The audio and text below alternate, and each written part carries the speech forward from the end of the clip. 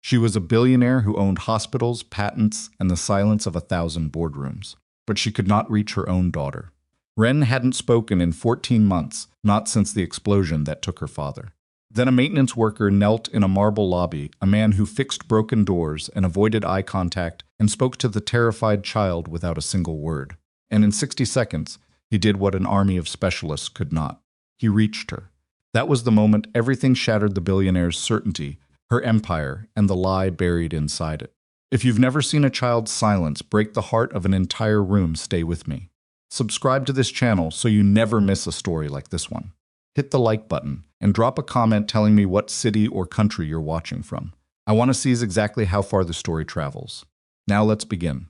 The lobby of Viremont Biotech's headquarters was the kind of space designed to make people feel small. 40 feet of polished marble floor, glass walls rising toward a ceiling threaded with architectural light.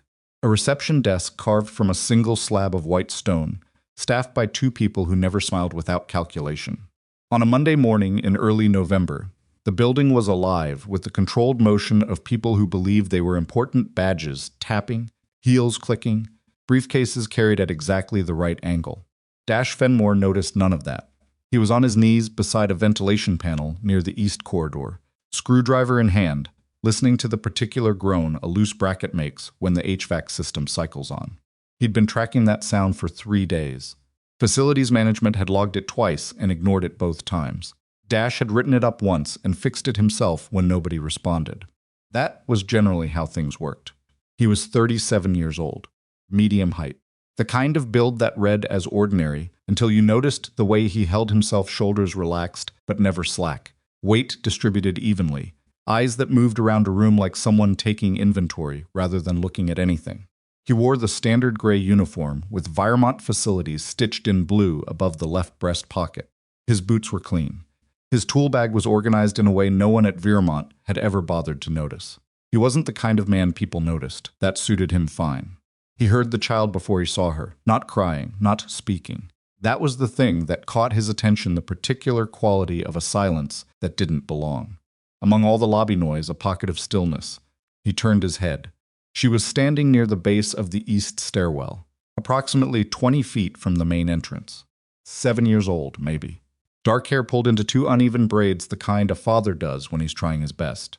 A school bag hanging from one shoulder, slightly too large for her frame. She wore a yellow sweater with a small stain near the collar that someone had tried and failed to fully scrub out. She wasn't moving.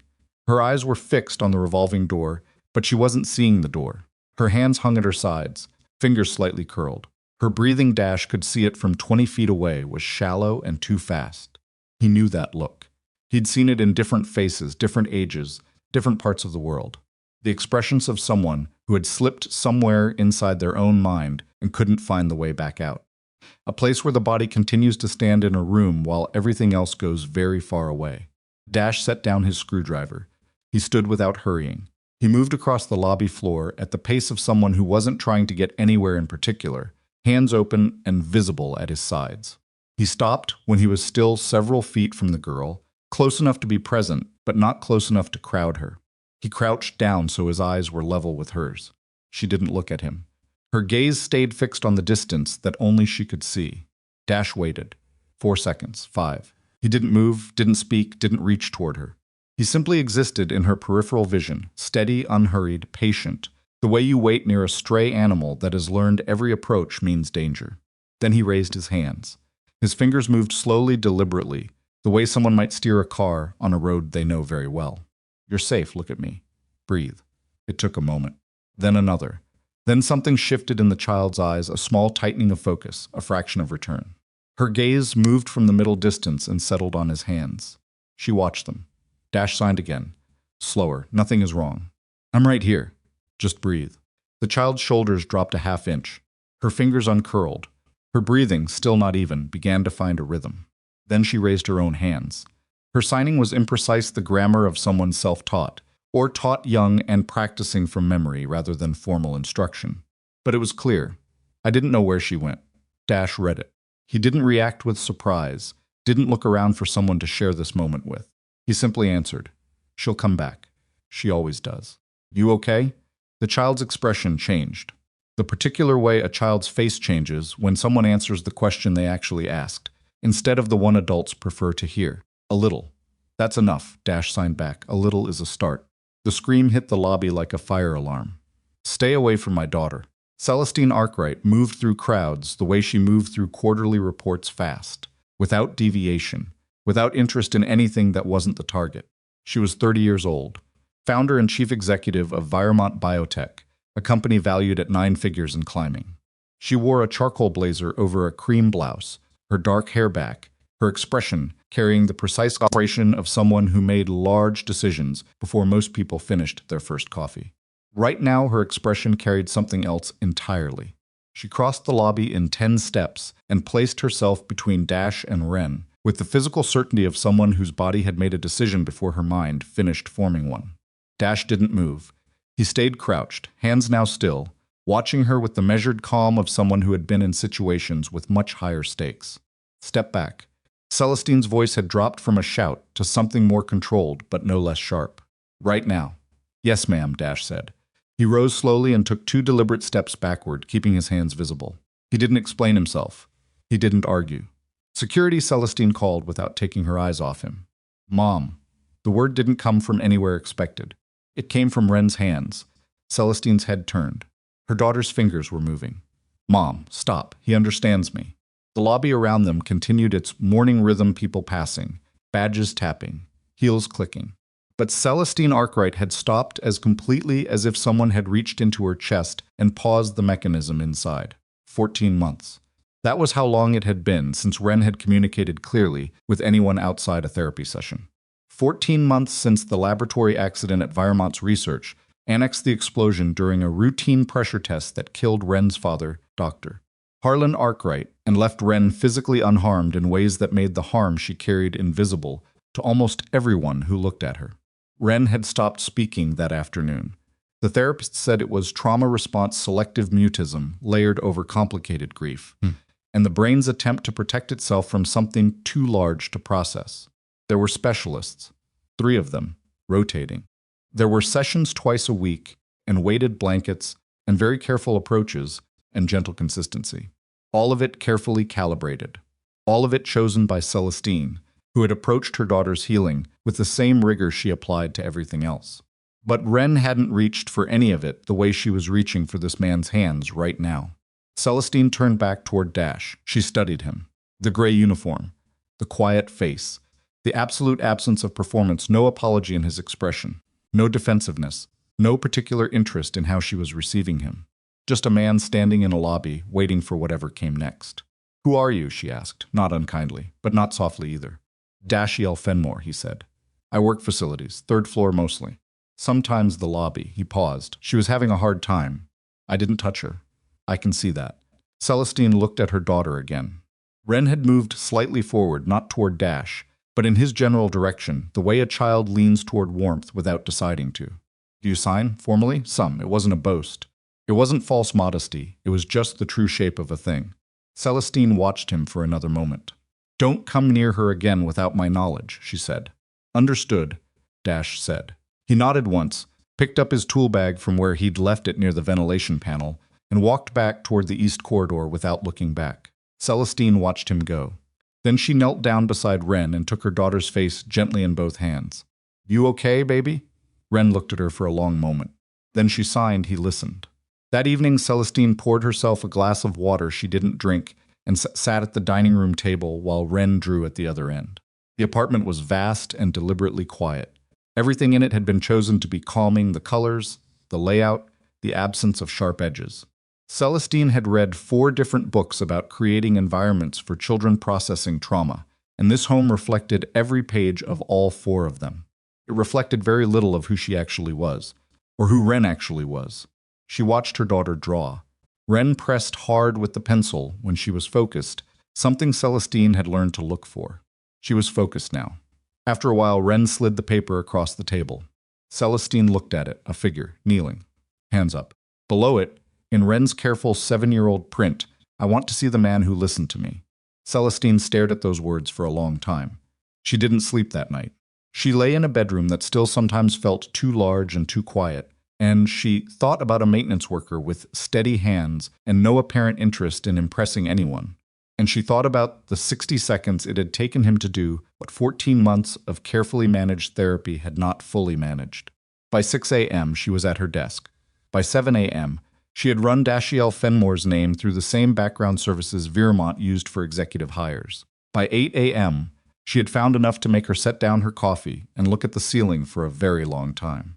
His file was not the file of a maintenance worker.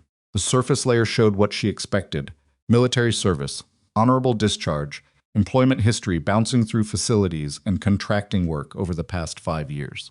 A modest address in a part of the city where the rents were manageable, if not comfortable. A 10-year-old son named Bodhi. No criminal record. But beneath the surface, in the places you had to pay to look and know what to look for, was something else. Dash Fenmore had served 12 years as a Navy SEAL. Not desk service, not support the kind of work where the details were redacted in official records, and you had to pull citations and commendations from adjacent documents to understand the shape of what he'd done. After leaving the service, he had enrolled at a graduate program in adaptive communication technology.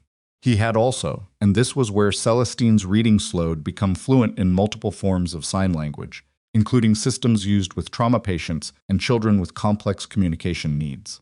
He'd done this initially, according to one partial record she found, after assisting Navy rescue teams working with civilians in conflict zones. People who had stopped speaking, people whose silence meant something other than peace. Then there was Elowin, his wife, a speech pathologist specializing in augmentative and alternative communication devices.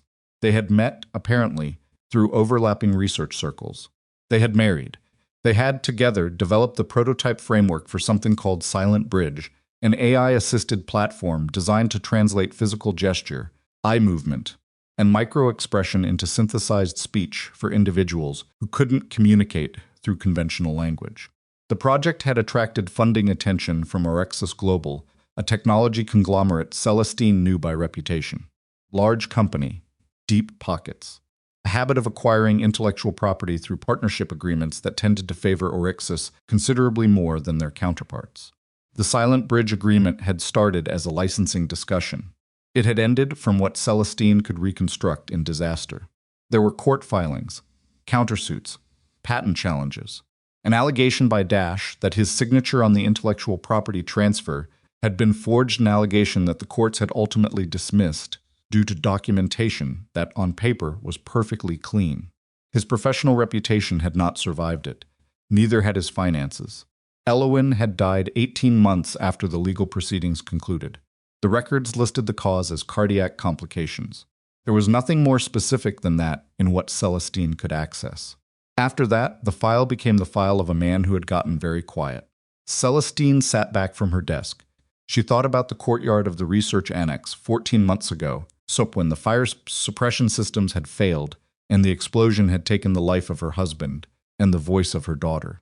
She thought about how quickly everything could invert, how a person could walk into a building whole and come out carrying a version of themselves they didn't recognize. Then she thought about Dash Fenmore, kneeling on a marble floor with his hands moving slowly and her daughter's shoulders dropping a half-inch and the word listening. She picked up her phone. She called her head of security. "Marcus," she said, "I need everything there is on a company called Orexis Global and a technology platform they hold called Vocalis." There was a brief pause on the line. "How deep?" Marcus asked. "All the way." She ended the call and looked out at the city still waking up. Something was wrong. She didn't know the exact shape of it yet. But she'd built a company by learning to trust the particular sensation of a fact that didn't quite align with the story being told around it. And right now, everything she had just read felt like exactly that. A story built around something that wasn't supposed to be visible. She was going to find out what it was. 3 days later, Celestine Arkwright walked into the facilities department on the 3rd floor at 7:15 in the morning and found Dash Fenmore replacing a ceiling panel with the unhurried precision of someone for whom the task at hand was the only thing that existed. He didn't notice her immediately. She watched him work for a moment before she spoke. "Mr. Fenmore," he looked down, no surprise, no startle. He simply looked at her the way he'd looked at her in the lobby, measuring, patient, without any apparent interest in what her presence meant for him. He came down from the stepladder and waited. "I'd like to talk," Celestine said. When you have a break. I can take one now, he said. They stood in the corridor because there was no office to go to, and neither of them suggested finding one. Celestine held a folder she'd printed the night before. She didn't open it. I know who you are, she said. Beyond the uniform, something moved in his expression.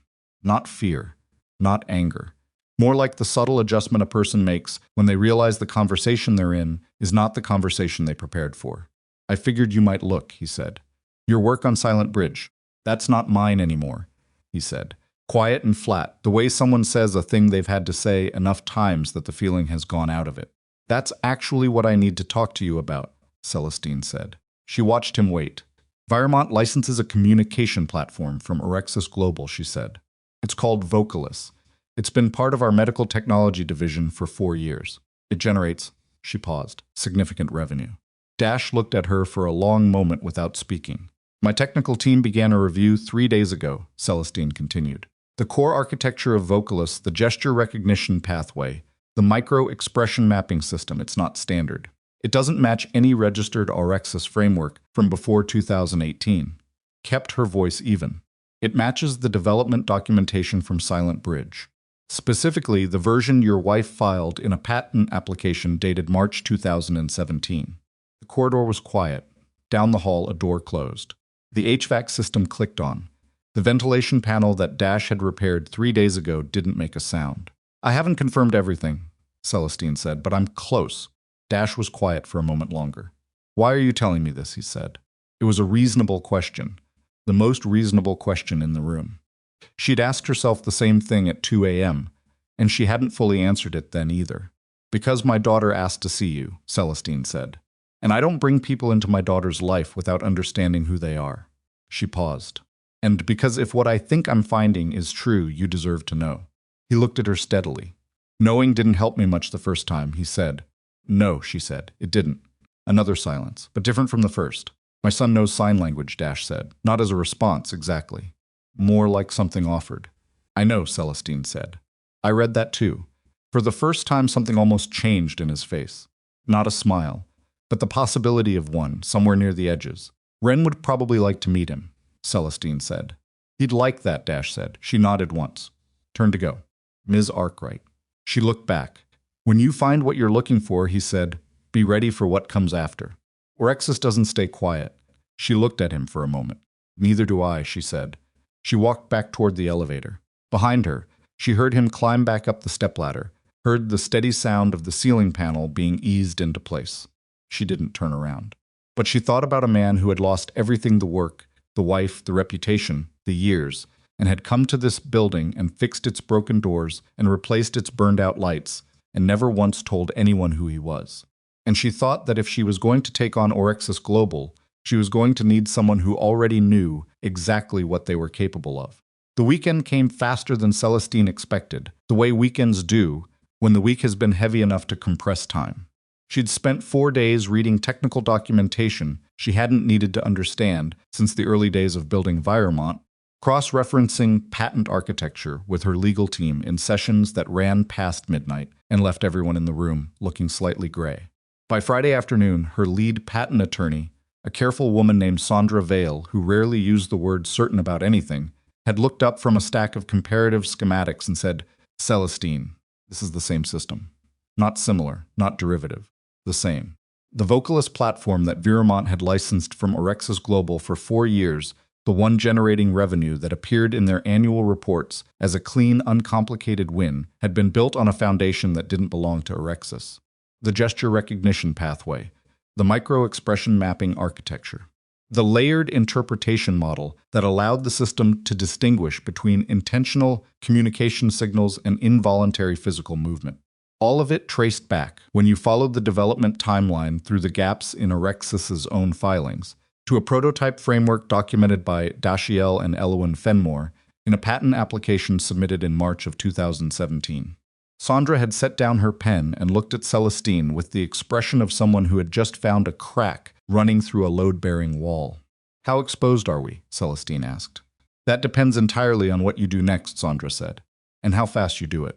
So, on Saturday morning, Celestine drove herself no driver, no assistant to an address in a neighborhood where the houses were close together and the yards were small and the cars parked out front were practical rather than impressive. She sat in the car for a moment before getting out, which was unusual for her. Celestine Arkwright was not someone who sat in cars composing herself. She made decisions and she moved. But she sat there for almost 2 full minutes, because she understood that what she was about to do was not a business call. She was bringing her daughter to the home of a man she'd known for approximately 72 hours. Wren sat in the back seat with her school bag, which she'd insisted on packing herself. She was wearing a green jacket with a broken zipper that she refused to let Celestine replace because she'd chosen it herself at a second-hand store 8 months ago, and it was hers in a way that new things from good stores couldn't quite be. "You ready?" Celestine asked. Wren looked at the house through the window. Then she signed, "He lives here?" "Yes. It's small." "It is." Wren seemed to consider this. "Then that's okay." She reached for the door handle. Celestine got out and followed her daughter up the front walk, noting the things that told a story without announcing themselves. The porch railing had been recently repainted, but only on one side, where the wear was worst. A pair of boys' sneakers sat beside the front door, placed there deliberately rather than kicked off. A small mechanical project, some kind of disassembled clock mechanism, sat on a plastic table near the porch steps, components organized in a row. Before Celestine could knock, the door opened. Dash stood there in jeans and a gray Henley, a dish towel tucked into his belt loop, which meant she had interrupted something domestic, probably breakfast cleanup, and he hadn't thought to remove it. Behind him came a sound of rapid footsteps on hardwood. "Dad, is that—" Dash Fenmore stopped at his father's shoulder. He was 10 years old, with his father's dark eyes and a gap between his front teeth that he hadn't grown into yet.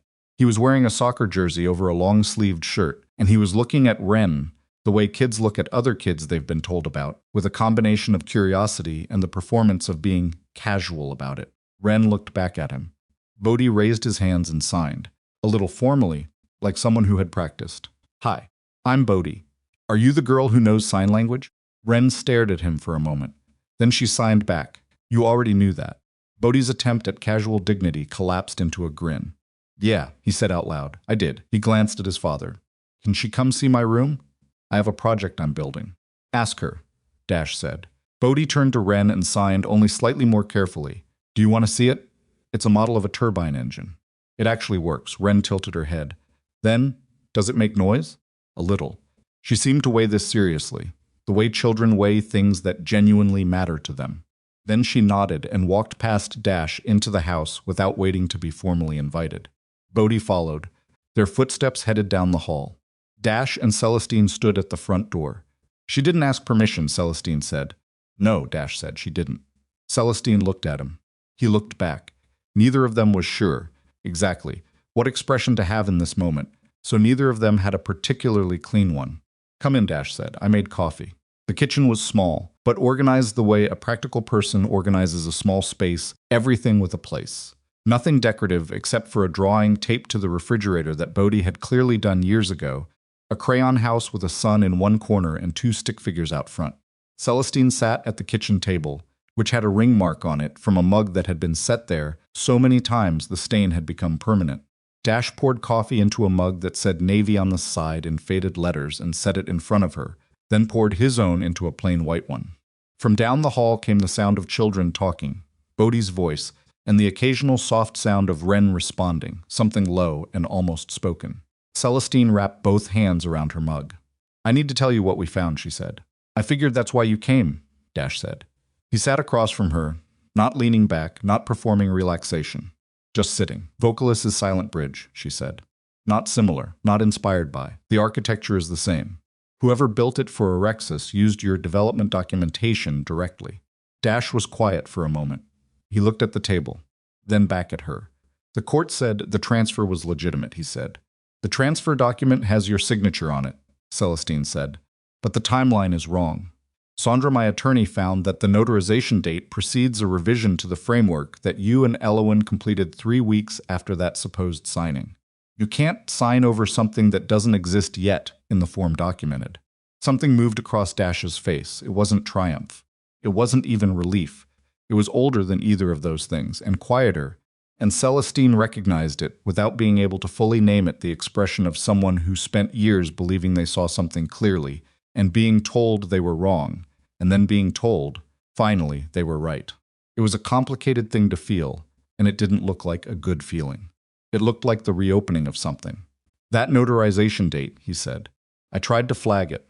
My lawyer at the time said the court wouldn't consider it without corroborating documentation, and Orexis had buried everything.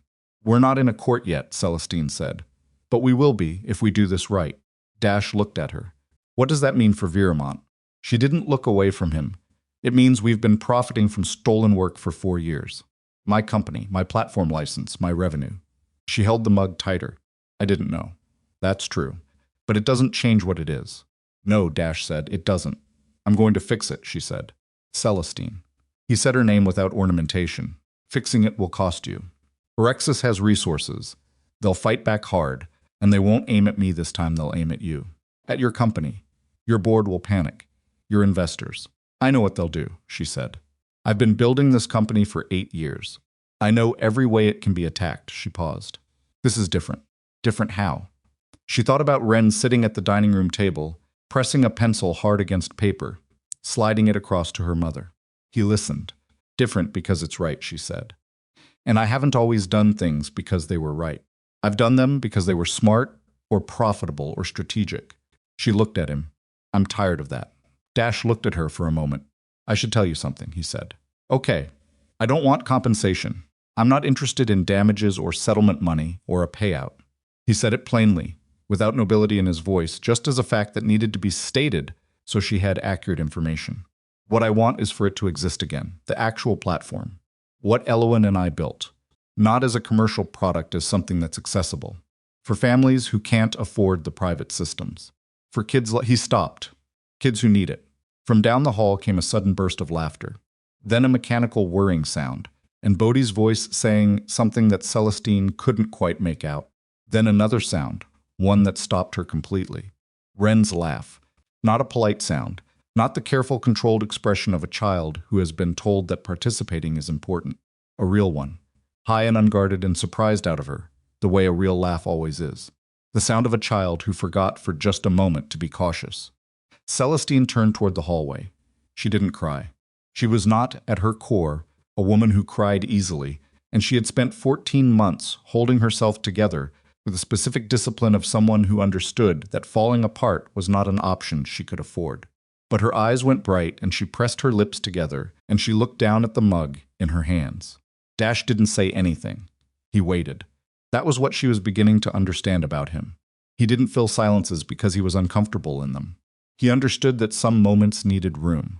After a moment, she looked up. Thank you, she said. Her voice was not perfectly steady, and she didn't try to make it so.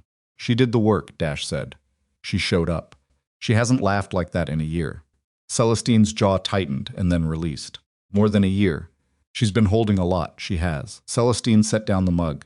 We both have. Down the hall, the whirring turbine sound happened again, and Bodhi said something triumphant.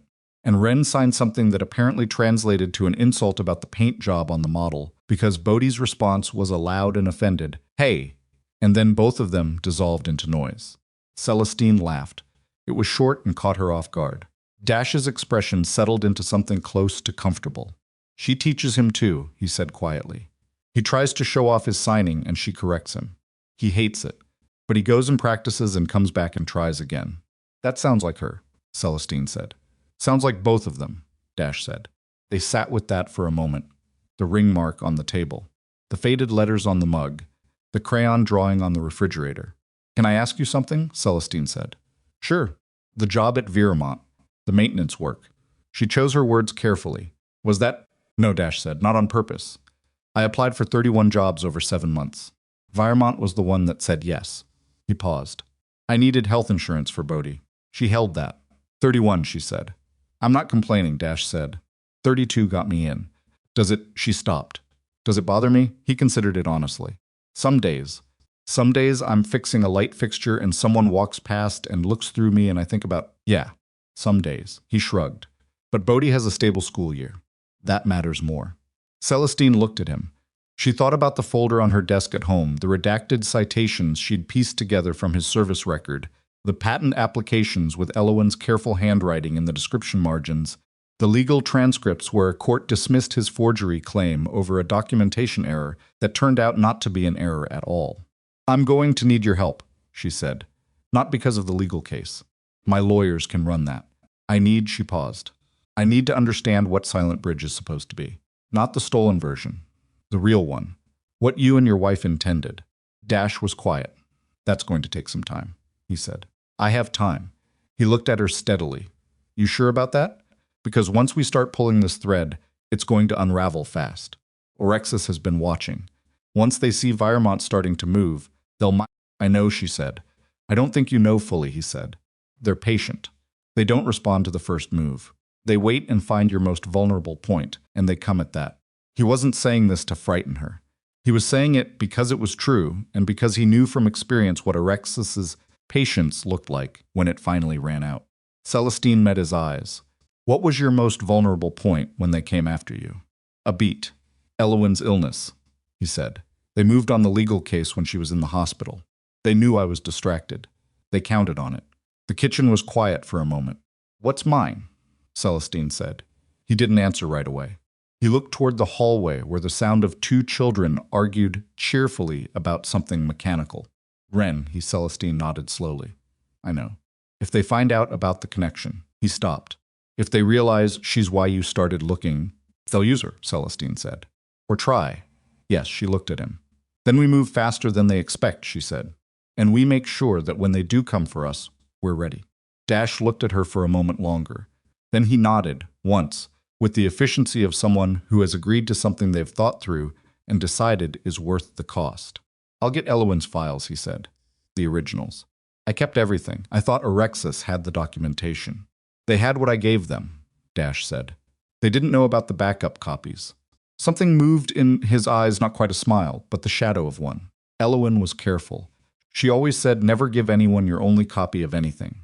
Celestine thought about that woman. She'd never met the speech pathologist with the careful handwriting in the patent margins. The woman who had built something with her husband to help people who couldn't be heard, who had watched it taken from her and died, knowing it was gone. She sounds like she was smart, Celestine said. She was the smartest person I ever knew, Dash said. Quiet and without drama, and real in a way that made it land properly. She'd be angry about this, Celestine said. Not a question. Furious, Dash said. She'd have taken them apart in court years ago. He paused. I wasn't in a good place after she died. I didn't fight the way I should have. You were grieving. I was, he said. Doesn't change the outcome. No, she said, but it explains it. And the outcome is going to change now. He looked at her. Don't make promises on timelines like this, he said quietly. I made them to myself and they didn't help. Fair, she said. She pushed back her chair and stood. He stood too, both of them at the same moment, which made the kitchen suddenly feel smaller than it had been. I need to teach you something, he said. She blinked. I'm sorry, sign language, he said it matter-of-factly. Wren is going to start communicating more as her comfort grows. You need to keep up with her. Right now you can read basic signs if she goes slowly. That's not enough. I've been working with a resource she uses. Workbooks are fine, Dash said, but you learn it by using it, not by reading about it. Celestine was not accustomed to being told what she needed. She was, however, self-aware enough to know that the slight resistance she felt was not about sign language. Okay, she said. Tuesdays and Thursdays, he said. Half hour. I can come to you or you can come here. Bodhi will practice with Wren in the other room, and they'll both get better. You've thought about this. I thought about it Wednesday, he said. After you left. She looked at him. He looked back. There was nothing particularly charged in it, just two people in a small kitchen who had decided, with varying degrees of certainty, to trust each other with something important. Tuesday, she said. Here. Wren likes Bodhi's turbine. A small exhale from him that might have been a laugh. Thursday's fine too, if you change your mind. I'll tell you if I do. She went to the hallway and called Wren's name. A pause. Then footsteps, and Wren appeared around the corner with a smudge of machine grease on her left wrist and an expression that was as close to satisfied as her face had managed in a very long time. Can we come back? She signed. Celestine looked at her daughter, at the grease on her wrist, at the ease in her shoulders. We'll come back Tuesday, she said. Wren considered this with the gravity of a person checking whether a commitment was adequate. Then she signed, Tell Bodhi his turbine blade angle is wrong. She walked to the front door and put her shoes back on. Celestine looked at Dash. He was looking at his daughter's retreating figure, and he was doing something Celestine would not see him do. Very often he was caught off guard, touched by something, and he hadn't had time to settle his face around it. She's going to be a handful, he said. She always was, Celestine said. I just forgot. She thanked him and followed Wren outside. At the car, she buckled Wren in and walked around to the driver's side, and she sat for a moment before starting the engine. Wren was looking at the house. Do you like him? She signed at her mother. Celestine looked at the front door, which Dash had already closed. Closed the way a person closes a door when they've gone back to the interior of their life. I think I respect him, she said carefully. Wren thought about this. That's what you say when you don't know yet. She signed. Celestine looked at her daughter. 7 years old, with grease on her wrist and the first real ease in her face in over a year. You might be right, she said. She started the car. The 3 weeks that followed were not peaceful. They were not the kind of weeks that get described as a turning point from the outside, because from the outside they looked, largely, like nothing. What was happening inside them was different. On Tuesday evenings, Celestine sat at Dash's kitchen table and learned sign language the hard way by producing incorrect shapes with her hands and being corrected with the particular bluntness of a man who didn't soften feedback and didn't embellish praise. He would show her a sign once, then watch her attempt it, then either nod or adjust her hand position without comment, which she learned to prefer to the nod because the adjustment meant she'd been close enough to be worth correcting. He was not a patient teacher in the way that patience is usually performed: the soft voice, the encouraging smile, the progressive praise. He was patient the way a good mechanic is patient, present, focused, not wasting motion. When she got something right, he moved on immediately. When she got something wrong, he came at it from a different angle. Wren sat at the other end of the table with Bodhi, both of them doing homework that devolved within 20 minutes into Bodhi explaining something about aircraft mechanics and Wren correcting his facts with the signed efficiency of someone who had read considerably more than a 10-year-old expected. One Tuesday night, about halfway through the 3rd week, Celestine managed a complete sentence, a real one, not a rehearsed phrase, and signed it fluidly enough that Dash understood without having to read it twice. Wren is teaching me things I should have already known. He looked at her hands for a moment. Then she's been trying to. You just weren't ready to learn yet. Celestine lowered her hands. That's an uncomfortable thing to hear, she said. Yeah, he said. Most true things are. She didn't argue. She thought about 14 months of specialists and careful environments and books about therapeutic spaces, about 60 seconds on a marble floor, and about the difference between managing something and listening to it. I thought I was helping her, she said. Everything I set up the specialists, the school arrangement, the home environment. I thought I was. You were, Dash said. You were also deciding what the help looked like before you understood what she needed. She stopped, yes. He looked at her. Not without sympathy, but he didn't offer her a cushion either. She needed someone to stop treating her silence like a problem to be solved, he said. It's not a problem. It's a language. You learn it or you don't. I'm learning it, Celestine said. You are, he said. She looked at her hands on the table. What did she tell you? She said. That first day. In the lobby. That she didn't know where you went, Dash said. She was watching the revolving door. I think she thought you'd come through it. Celestine looked up. She watches for you, he said. In places, she watches doors. She sat with that. Harlan, she stopped. Cleared her throat. Her father. He used to come through the lobby door every evening at 6. They had a game. She'd be waiting and he'd spot her and make a ridiculous expression, and she'd try not to laugh. She paused. She was there the day he didn't come home. She was waiting in the lobby. Dash was quiet. She's been watching doors since then, Celestine said. I know, he said. She signed it to me last Thursday. Celestine looked at him sharply. She told you about Harlan. Not the details. Just that someone left through a door and didn't come back, and she didn't understand why. He held her gaze steadily. I didn't ask her questions. She told me when she wanted to. Celestine pressed one hand flat against the table. You should have. She stopped. Told you, he said. Yes, you're right, he said. I should have. I'm sorry. He said it without performance. No elaborate apology, no defensive justification. She hadn't expected that, and it shifted something. Okay, she said. Going forward if she tells you things. I want to know. Agreed, he said. A pause. She's talking more, Celestine said. At home. Not full sentences, but sounds. Sometimes a word. Her voice caught slightly on this. She steadied it. The specialist said it's unlikely to be linear.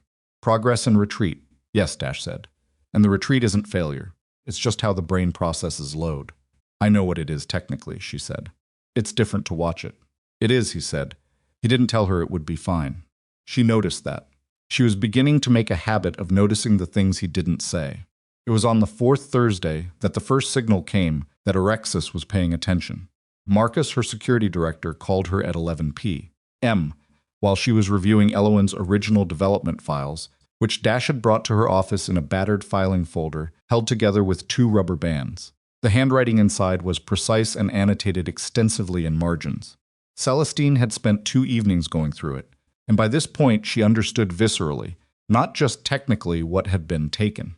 Someone pulled Fenmore's employment file, Marcus said. It wasn't an internal query. It came through a third-party background service with a corporate subscriber account. Celestine put down the file. Which company? The subscriber account traces to a shell entity. 3 layers in, it connects to a firm that Alexis uses for contracted intelligence work. She was quiet for a moment. They're watching him, she said. They've been watching, Marcus said. The pull happened 6 days ago. I only caught it now because I set a secondary alert on his file after our conversation. 6 days ago. That was the Tuesday when Wren had laughed in Bodhi's room for the first time, and the laugh had carried down the hall, and Celestine had pressed her lips together over her coffee mug. 6 days ago, while that was happening in a small house, in a reasonable neighborhood, someone at Alexis had been compiling information. What else? She asked. They requested Fenmore's court filing history, also accessed news archives from the Silent Bridge litigation period. Marcus paused. They're building a picture. We already knew they'd see this coming. I know, but there's something else. Another pause, longer. I found an Alexis subsidiary that's been running a media monitoring service on your name for the past 18 months. It's routine, a lot of companies do this, but they flagged a mention of Fenmore in your building access logs from 3 weeks ago. Someone inside Viremont pulled those logs. Celestine went still. Inside Viremont, she repeated. I'm working on who? It might be nothing an overeager HR manager. Someone following standard protocol. Or Alexis has a contact inside the company, she said. It's possible. She thought about this. She looked at Elowen Fenmore's handwriting in the file margins, the careful notation of a woman documenting her own work with the thoroughness of someone who expected, someday, to need to prove it. Marcus, she said, lock down my communications on this. Everything about Fenmore, about Silent Bridge, about the patent review. Nobody in the building communicates about this on company systems. Nobody. Already done as of this morning, he said. Good, she paused. Thank you. She ended the call. She sat at her desk for a moment, looking at the file. Then she picked up her phone and called Dash. It was late past 11, but he answered on the second ring, which told her he hadn't been asleep. They're tracking you, she said. They pulled your employment file 6 days ago. They have a contact or a monitoring interest inside Viremont. I don't know how much they know. A silence on the line. That was faster than I expected, he said. You warned me, she said. I did. Another beat, Celestine. Bodhi has a school trip next week. Wednesday and Thursday. He'll be away. She understood what he was telling her. Not panic. Just accounting for variables, the way he'd been trained to account for them. We'll accelerate the timeline on the legal filing, she said. Sandra thinks we can be ready in 2 weeks. I'm going to push for 1. Is that enough to stay ahead? Probably not, she said. But it's better than the alternative. He was quiet for a moment. Wren told me something else last Thursday, he said. I should have mentioned it. He paused. She said you sometimes stand outside her bedroom door at night. Just stand there. She can hear you through the door. Celestine closed her eyes. I didn't know she could hear me, she said. She knows you're there, he said. She said she finds it harder to sleep when you do it, because she knows you're worried. Celestine stood up from her desk, walked to the window. The city below was running on its nighttime schedule, quieter but not quiet. She said that, she said. She did, a long pause. I'll stop, Celestine said. She doesn't want you to stop checking, Dash said carefully. She just wants stopped, reconsidered. She signed it as, I want her to not be scared. She wasn't saying stop. She was saying she can feel it. Celestine pressed her palm flat against the cold window glass. She's 7 years old, she said. She's carrying my fear on top of everything else. Yeah, Dash said. I don't know how to not be afraid, she said. It came out stripped down. The way things come out at 11 at night when you're tired, and the person on the other end of the line has, for reasons you don't entirely understand, become someone you tell the truth to. I know, he said. It gets lighter. Not right away, but it gets lighter. She didn't ask him how he knew, because she already understood. He had stood in his own wreckage and found something on the other side of it Not intact, not repaired, but functional. Moving. Still there. Go to bed, Celestine, he said. Not unkindly. She almost laughed. Nobody told her to go to bed. Good night, Dash, she said. Good night. She ended the call and looked at the city for a moment longer. Then she went down the hall, walked quietly to Wren's door, and pressed her hand flat against it without making a sound. She stood there for a moment. Then she walked away. Not because she was less afraid, but because her daughter could feel the weight of it, through the wood, and some things, even the ones that kept you breathing, you had to learn to carry somewhere else. The video was 7 seconds long. That was the thing that kept circling back to Celestine when she watched it the first time, then the second, then the fifth 7 seconds, out of the approximately 420 seconds that had actually elapsed in Viremont's lobby on that Monday morning in November. 7 seconds selected with surgical precision, Dash moving across the marble floor toward Wren, his body language readable as approach, as encroachment, as a large man crossing space toward a small child. Then Celestine's voice, raw and carrying the way a mother's voice carries when fear takes the wheel. Stay away from my daughter. And then the cut. Clean and deliberate, before Wren's hands rose, before the signing happened, before everything that actually explained what the footage contained. 7 seconds. Posted at 2:14 a.m. on a Wednesday, on 3 different platforms simultaneously, attached to accounts that had been dormant for months, and activated within the same 40-minute window. By the time Celestine's assistant sent her the alert at 6:50 a.m., the video had been viewed 400,000 times. By 9 a.m., it was past 2 million. She watched it on her phone in the back of a car that wasn't moving because the street outside Viremont was partially blocked by a news van that hadn't been there yesterday. On the screen, she watched herself scream at a man who had just spent 60 seconds coaxing her daughter back from the inside of her own fear. She watched her own face, which she barely recognized, not because it looked unlike her, but because it looked exactly like her, just stripped of everything she normally kept in place. The raw, ragged face of a woman running toward her child. That part wasn't wrong. She had been running toward her child. But what the video showed was something else. A wealthy woman in a designer blazer, screaming at a facilities worker who had dared to get too close. And because the 7 seconds ended where they ended, that was the only story available to anyone watching. Her phone was already running hot with messages. Her board chair, Raymond Ellis, at 7:15 a.m. Celestine, I assume you're aware. We need to talk before the close of business. Her communications director at 7:22. Press requests coming in on the Fenmore situation. How do you want to handle? Her personal attorney at 7:30. Don't say anything publicly yet. Call me. The Fenmore situation. That was what they were calling it. She called Marcus. Tell me what you know, she said. The accounts that posted it were created between 4 and 8 months ago.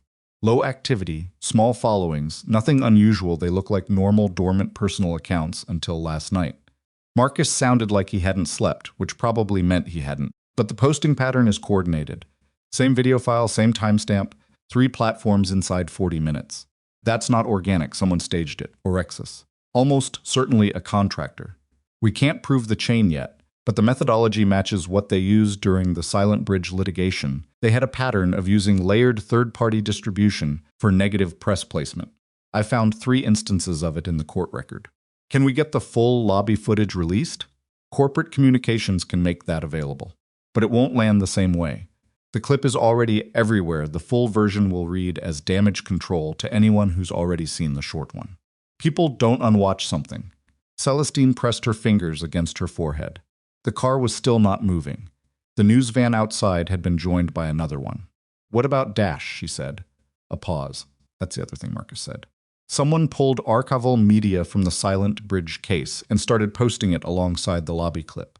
The old accusations, the character questions that Orexis's legal team put into the public record during the litigation. Forums are picking it up. He was never charged with anything. No. But the narrative exists in the record, and someone is surfacing it now. Marcus paused again. Celestine. His son goes to Grayfield Elementary. That's public record through the school district. She went very still. Are you telling me? I'm telling you his personal information is in circulation. I don't know how far it's spread yet. She ended the call and immediately dialed Dash. He answered on the first ring. I've seen it, he said. Are you and Bodhi okay? A brief pause that she read correctly. He hadn't expected that to be the first thing she asked. We're fine, he said. Bodhi's at school. I'm at the building. You came in? I still work here, he said. Dash. If I don't show up today, it looks like I'm hiding, he said. I'm not hiding. She pressed her lips together.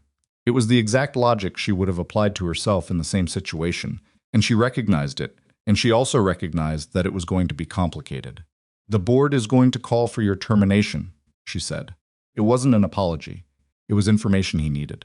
I know, he said. I'm not going to authorize it. A pause. That's going to cost you politically, he said. Inside the company. Probably. She looked out the window at the news van. Let me worry about that, Celestine. His voice was careful. Don't make decisions about my situation that put Wren in a harder position. If letting me go is what protects her from. It won't, she said. Letting you go tells them their approach works, and then they'll do it again, with the next thing, and the thing after that. She paused. I understand how this works, Dash. I built a company. You don't survive this kind of pressure by giving ground whenever someone manufactures a crisis. He was quiet for a moment. Okay, he said, just that. Stay away from the lobby today, she said. Work the third floor. If anyone from communications or HR approaches you, say nothing and call me. Understood.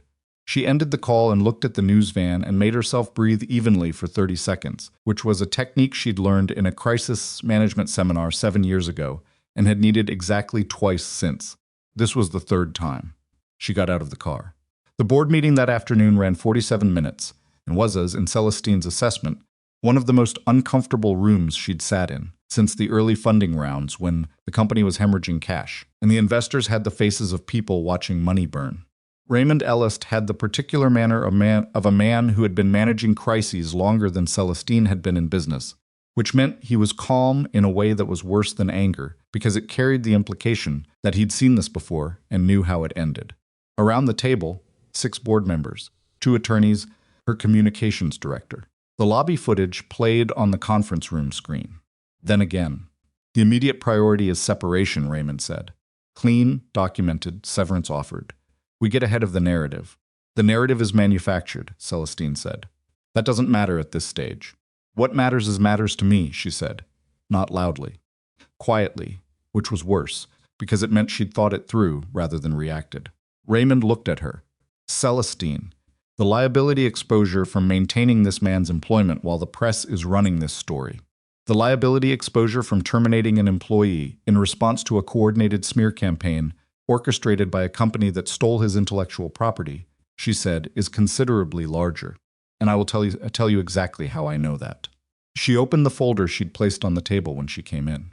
Sandra Vale, sitting 2 seats to her left, placed her own folder on the table at the same moment, which they had arranged beforehand. This is a patent architecture comparison, Celestine said. Vocalist versus Silent Bridge. Commissioned by our legal team over the past 10 days. She slid copies down the table. The core architecture of the Vocalist platform, the one we've been licensing from Orexis Global for 4 years, the one that's been generating revenue we've reported in 3 annual filings, is not an Orexis proprietary system. It was developed by Dash Fenmore and his late wife between 2015 and 2017. The intellectual property transfer documentation used to acquire it contains a forged signature and a fabricated notarization date. She watched the faces around the table. We have not been profiting from a licensed technology. We have been profiting from stolen technology. The room was quiet in the way that rooms go quiet when the air shifts. Raymond's calm developed a crack. Not anger, something more specific. The expression of a man recalibrating what kind of problem he was actually in. How solid is this? He asked Sandra. Very, Sandra said. The timeline discrepancy is documented through Orexis' own filings. The version of the system they acquired predates modifications that are present in Vocalist, and those modifications appear in the Fenmore development records dated after the supposed transfer. Orexis will dispute. Of course they will, Sandra said. But the forensic record is strong. We're preparing a filing. Raymond looked at Celestine. This changes things, he said. Yes, she said. It does. Which is why terminating Dash Fenmore today would be exactly the wrong move, because in approximately 3 to 6 weeks, this company will be publicly establishing that he is the victim of a deliberate fraud, and that we have a shared interest in correcting it. The room shifted again. What's your recommendation? Raymond asked. We file the patent challenge in 1 week, Celestine said. We freeze Vocalist revenue pending the outcome. We retain Fenmore and document every aspect of the decision. When the press asks, and we release the full lobby footage, and we get in front of the story before Oraxis gets to define it. Raymond looked around the table. The board members had the faces of people doing rapid private calculations. The Oraxis response will be aggressive, he said. I know, Celestine said. It already has been. He tapped his pen against the table once. I want daily briefings, he said. And Celestine, if this goes sideways in a way that threatens the company's core position, we revisit. Understood, she said. She drove home that evening, with the window down despite the cold, because she needed the air and the noise of the city, and something that wasn't the recycled air of a conference room. She called Dash from a red light. Board's holding, she said. For now. For now, he said, weighing it. It'll hold longer once the filing is in. And until then? Until then we keep moving, she said. Don't stop. Don't give them a pause to exploit. He was quiet for a moment. Bodhi asked me what was happening, he said. He saw something online. One of his classmates showed him. She closed her eyes for half a second, then opened them because the light had changed. What did you tell him? The truth. That someone took a clip of me at work and cut out the part that explained it, and that it was done on purpose, and that it wasn't going to stay that way. A pause. He asked if we were going to have to move. What did you say? I told him no. Another pause. I hope that's true. It will be, she said. Don't make promises on. I know, she said. I remember. But some things I'm willing to say anyway. She heard something in the line, not words. Just the quality of a silence from a man who was deciding whether to believe something. Okay, he said finally. She got home and found Wren at the dining room table, not drawing, sitting with her hands in her lap, which was unusual. The tablet she used for school was open beside her, but the screen had gone dark. The housekeeper, a woman named Petra, who had been with them since before Harlan died, and who had the solid, practical presence of someone who managed chaos without making it theatrical, met Celestine in the hallway.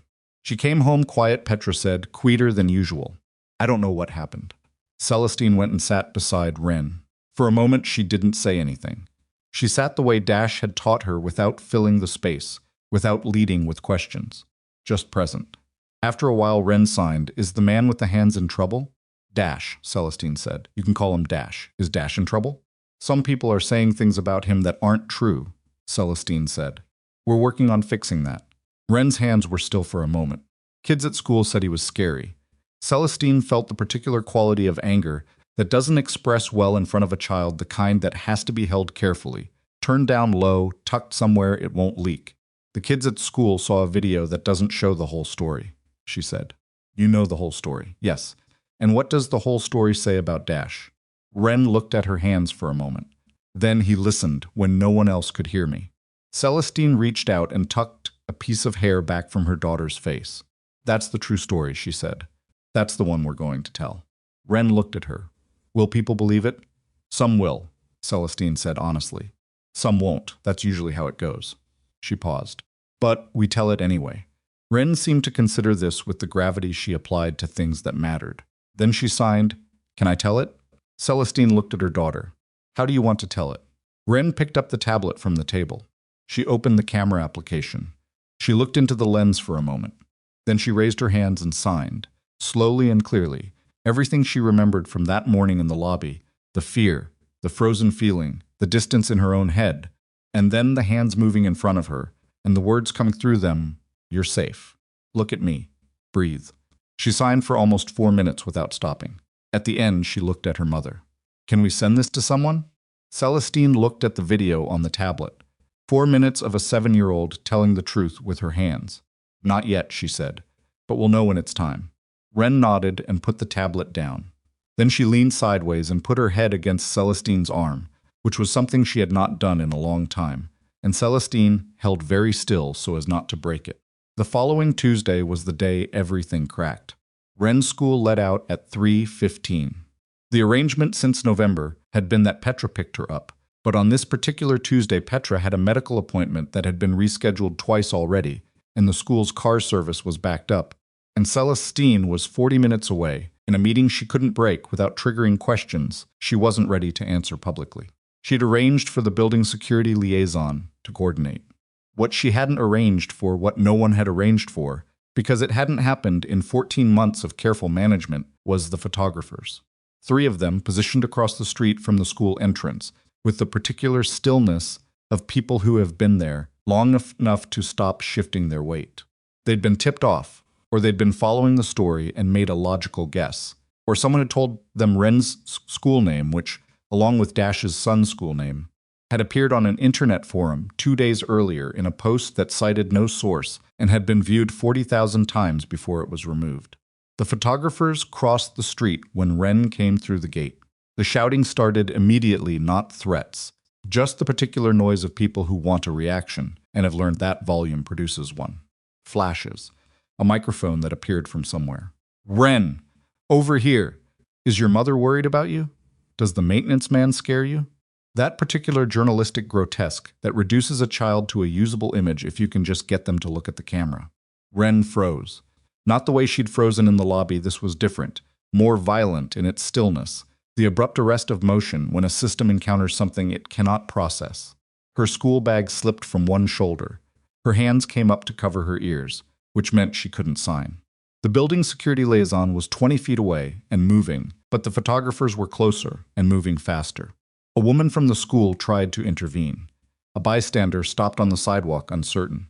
The sound kept going, shouting, clicks, the particular chaos of public ambush designed to produce exactly this result. Dash had been driving back from a parts supplier 3 blocks away. He'd seen the news van first, double parked near the school corner. Then the photographers crossing the street.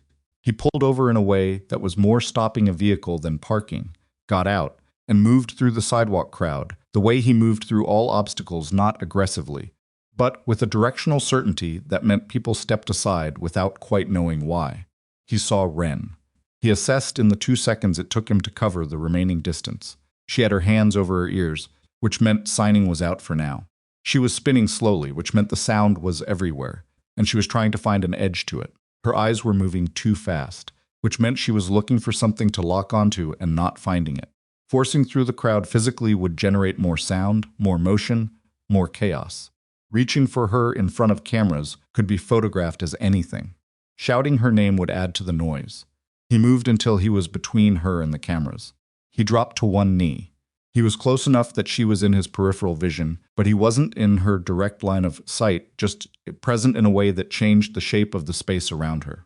He waited. 2 seconds, her spinning slowed. She found him in the edge of her vision. The particular quality of his stillness in a moving space, she'd learned to recognize it. He'd become, without either of them deciding this, a fixed point. Her hands came down from her ears. He signed, small and close, not performing it for anyone watching. Eyes on me. Nothing else matters. Breathe. She looked at him. I'm scared, she signed. I know, he answered. I'm staying right here. The photographers kept shooting. Someone was getting the whole thing on a phone. The security liaison reached them and started pushing the press line back, and that was when 2 building security officers arrived and made the decision, looking at the situation from 30 feet away, that they were looking at the man from the video. The man the internet had spent the past 4 days calling dangerous. They came in fast, sir. Step away from the child. Dash looked up. He read the situation in a single sweep. 2 officers, both physical, one with his hand already on Dash's upper arm. The photographers pivoting toward this new development, with the appetite of people who have been waiting for something to happen.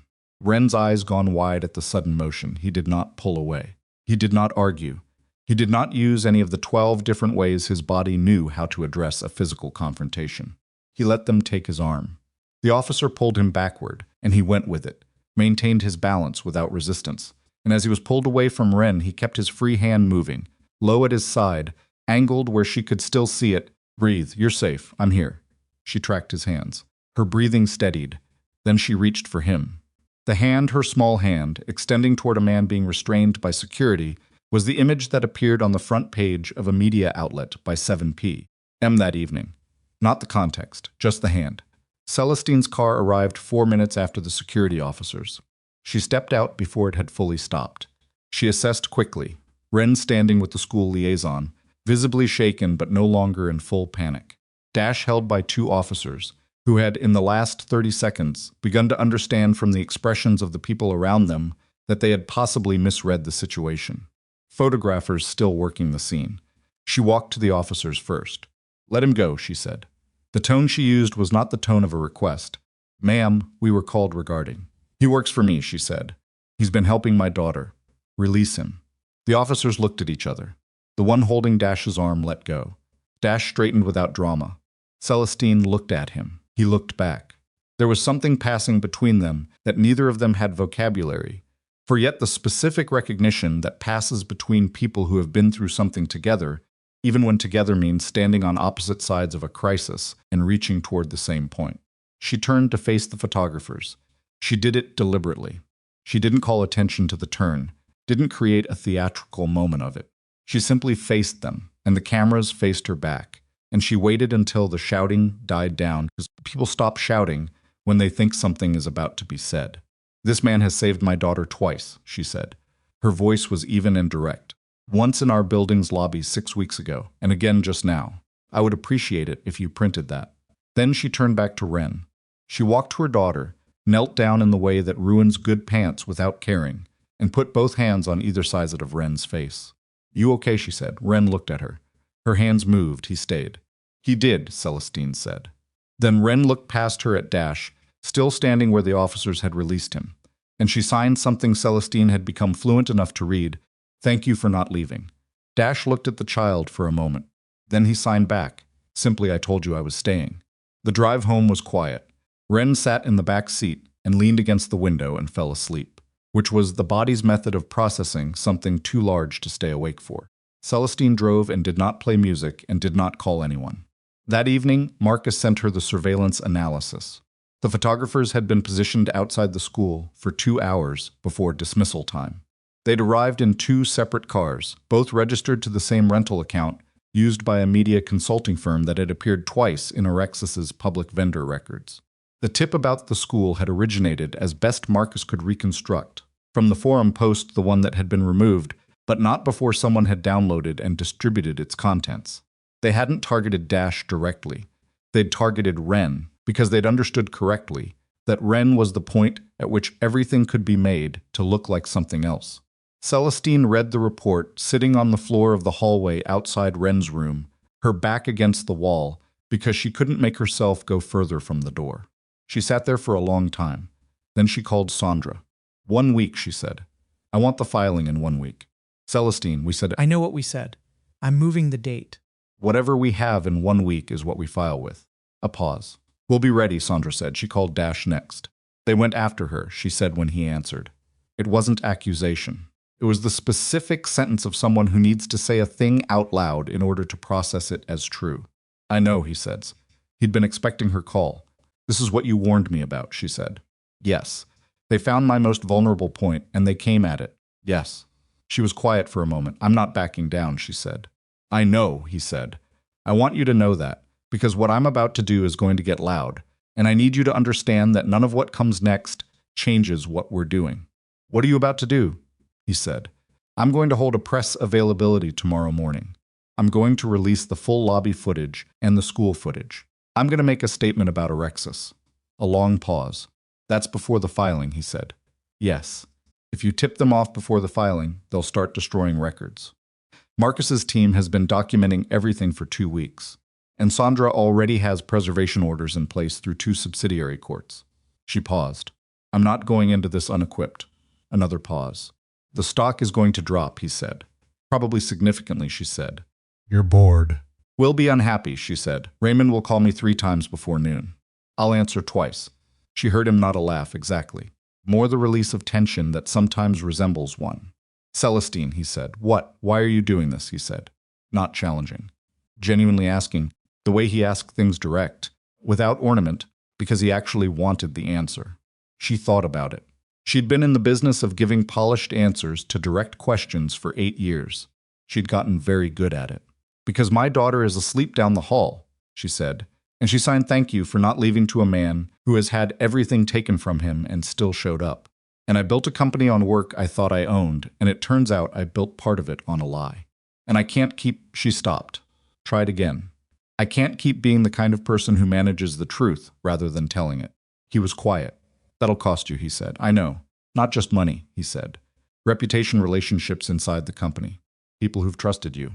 I know that too." "Okay," he said. "Okay meaning you're with me, or okay meaning you understand?" A pause. "Both," he said. She pressed her head back against the wall behind her and looked at the ceiling of the hallway, which was the same ceiling she'd looked at the night. Harlan didn't come home, and she'd sat in this exact corridor on the floor for 2 hours, because she couldn't stand up yet. The same hallway. Different floor. "Get some sleep," she said. "You too," he said. "I'll try." She ended the call and sat there a little longer on the floor outside her daughter's room. From inside she could hear the slow rhythm of Wren's breathing through the cracked door, the specific cadence of a child deeply asleep, the body taking what it needs without permission. Celestine had not cried in front of anyone since Harlan's funeral. She had a professional competence at not crying that had been noted, in various ways, by various people who interpreted it as strength. In the hallway, with no one watching, she let her eyes go wet and stay that way for a while. Not because she was giving up, because she was afraid, and she'd learned slowly, from a man who sat with stillness the way other people sit with fire, that fear didn't have to mean retreat, that you could be genuinely terrified of the cost and still walk toward it. Wren moved in her sleep. A small sound, then quiet again. Celestine wiped her face with the back of her hand. She stood up. She went to the kitchen and drank a glass of water, standing at the sink, looking out at the city that had no idea yet what was about to happen. She thought about Orexis Global. She thought about the 7-second video, about the forum post, about the photographers positioned outside an elementary school for 2 hours, about the patient, methodical cruelty of an organization that had destroyed Dash once, and assumed it could do it again, and assumed it could do it to a 7-year-old child as collateral, and had not yet understood that the person standing in its way this time was not a grieving father alone with a dying wife and a stack of dismissed court filings.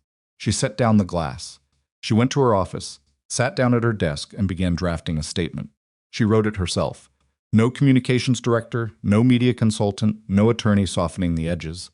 Just Celestine Arkwright at her own desk at past midnight, writing the truth in plain sentences when you've decided the cost of saying it is less than the cost of not. It took her 2 hours. When she was done, she read it back once. Then she sent it to no one, saved it, and closed the laptop. She'd read it again in the morning. She always read things again in the morning. But she already knew she wouldn't change it. Some things you write in the middle of the night, and they're more honest than anything you'd produce in daylight, and you know it while you're writing them. And the daylight self that tries to revise them is just fear with better grammar. She went to bed. She did not stand outside Wren's door.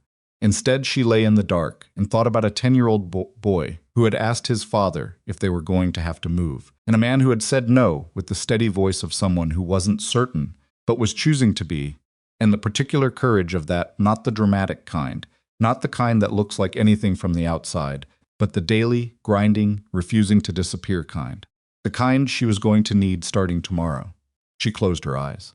Outside, the city ran its night shift without her. Somewhere across town, in a house where the porch railing was painted on one side, a man was also probably not sleeping, also staring at a ceiling, also adding up what the next days were going to cost. She thought that if she had to stand in the path of something large and fast and deliberately aimed, she could think of worse people to be standing next to. She thought that she should probably tell him that. She thought she would. Not tonight, but soon. The statement went out at 7 a.m. Celestine had read it again at 5:45 coffee, no revisions, and sent it to her communications director at 6:10 with a single instruction: release it as written. Nothing changed, no softening. Her director, a careful woman named Priya, who had managed Viramont's public narrative for 5 years and understood instinctively the difference between a statement designed to protect and a statement designed to tell the truth, read it twice, and called back at 6:20. This is going to be a very long day, Priya said. I know, Celestine said. Send it. It went to every major wire service, every financial press outlet, and directly to the 3 journalists whose coverage Celestine respected enough to call credible. It was 940 words long. It contained no legal hedging, no carefully positioned uncertainty, no language designed to leave an exit. It named Orexis Global directly. It described the patent architecture comparison in plain terms a non-technical reader could follow. It acknowledged that Viremont Biotech had licensed and profited from a platform whose underlying technology had been stolen from its original creator.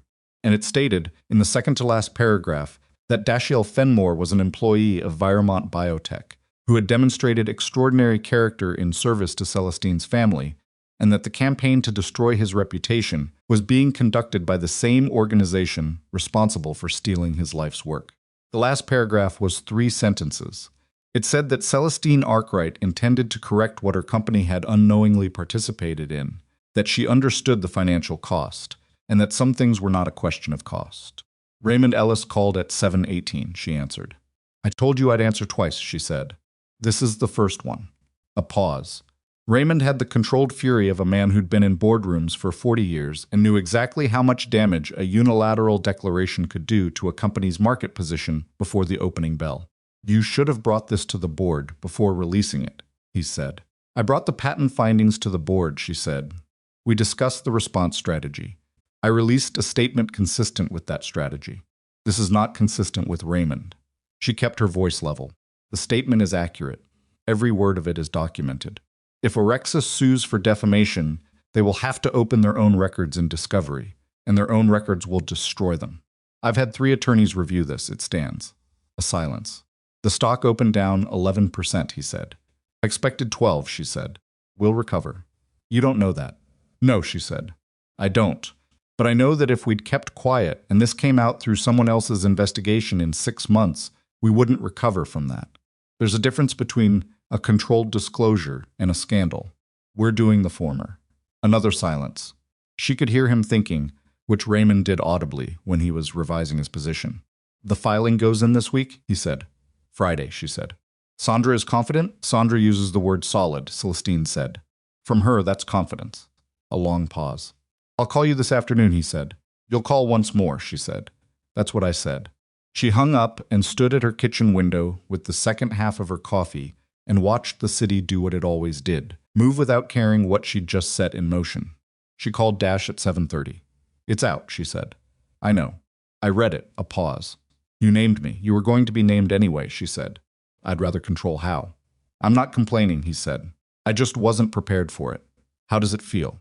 He was quiet for a moment, which was his way of treating a question seriously rather than answering reflexively. Like being visible again, he said. After a long time, another pause. I'd forgotten what that felt like. It's not entirely comfortable. No, she said. It usually isn't. Bodhi saw it, Dash said. He read the whole thing before I woke up. He came to the kitchen while I was making breakfast, and he stopped. She heard something shift in his voice. He said, Dad, she said, you're extraordinary. Celestine looked at her coffee. What did you tell him? I told him I thought she was being generous. A pause. He said, I don't think so. She didn't say anything for a moment.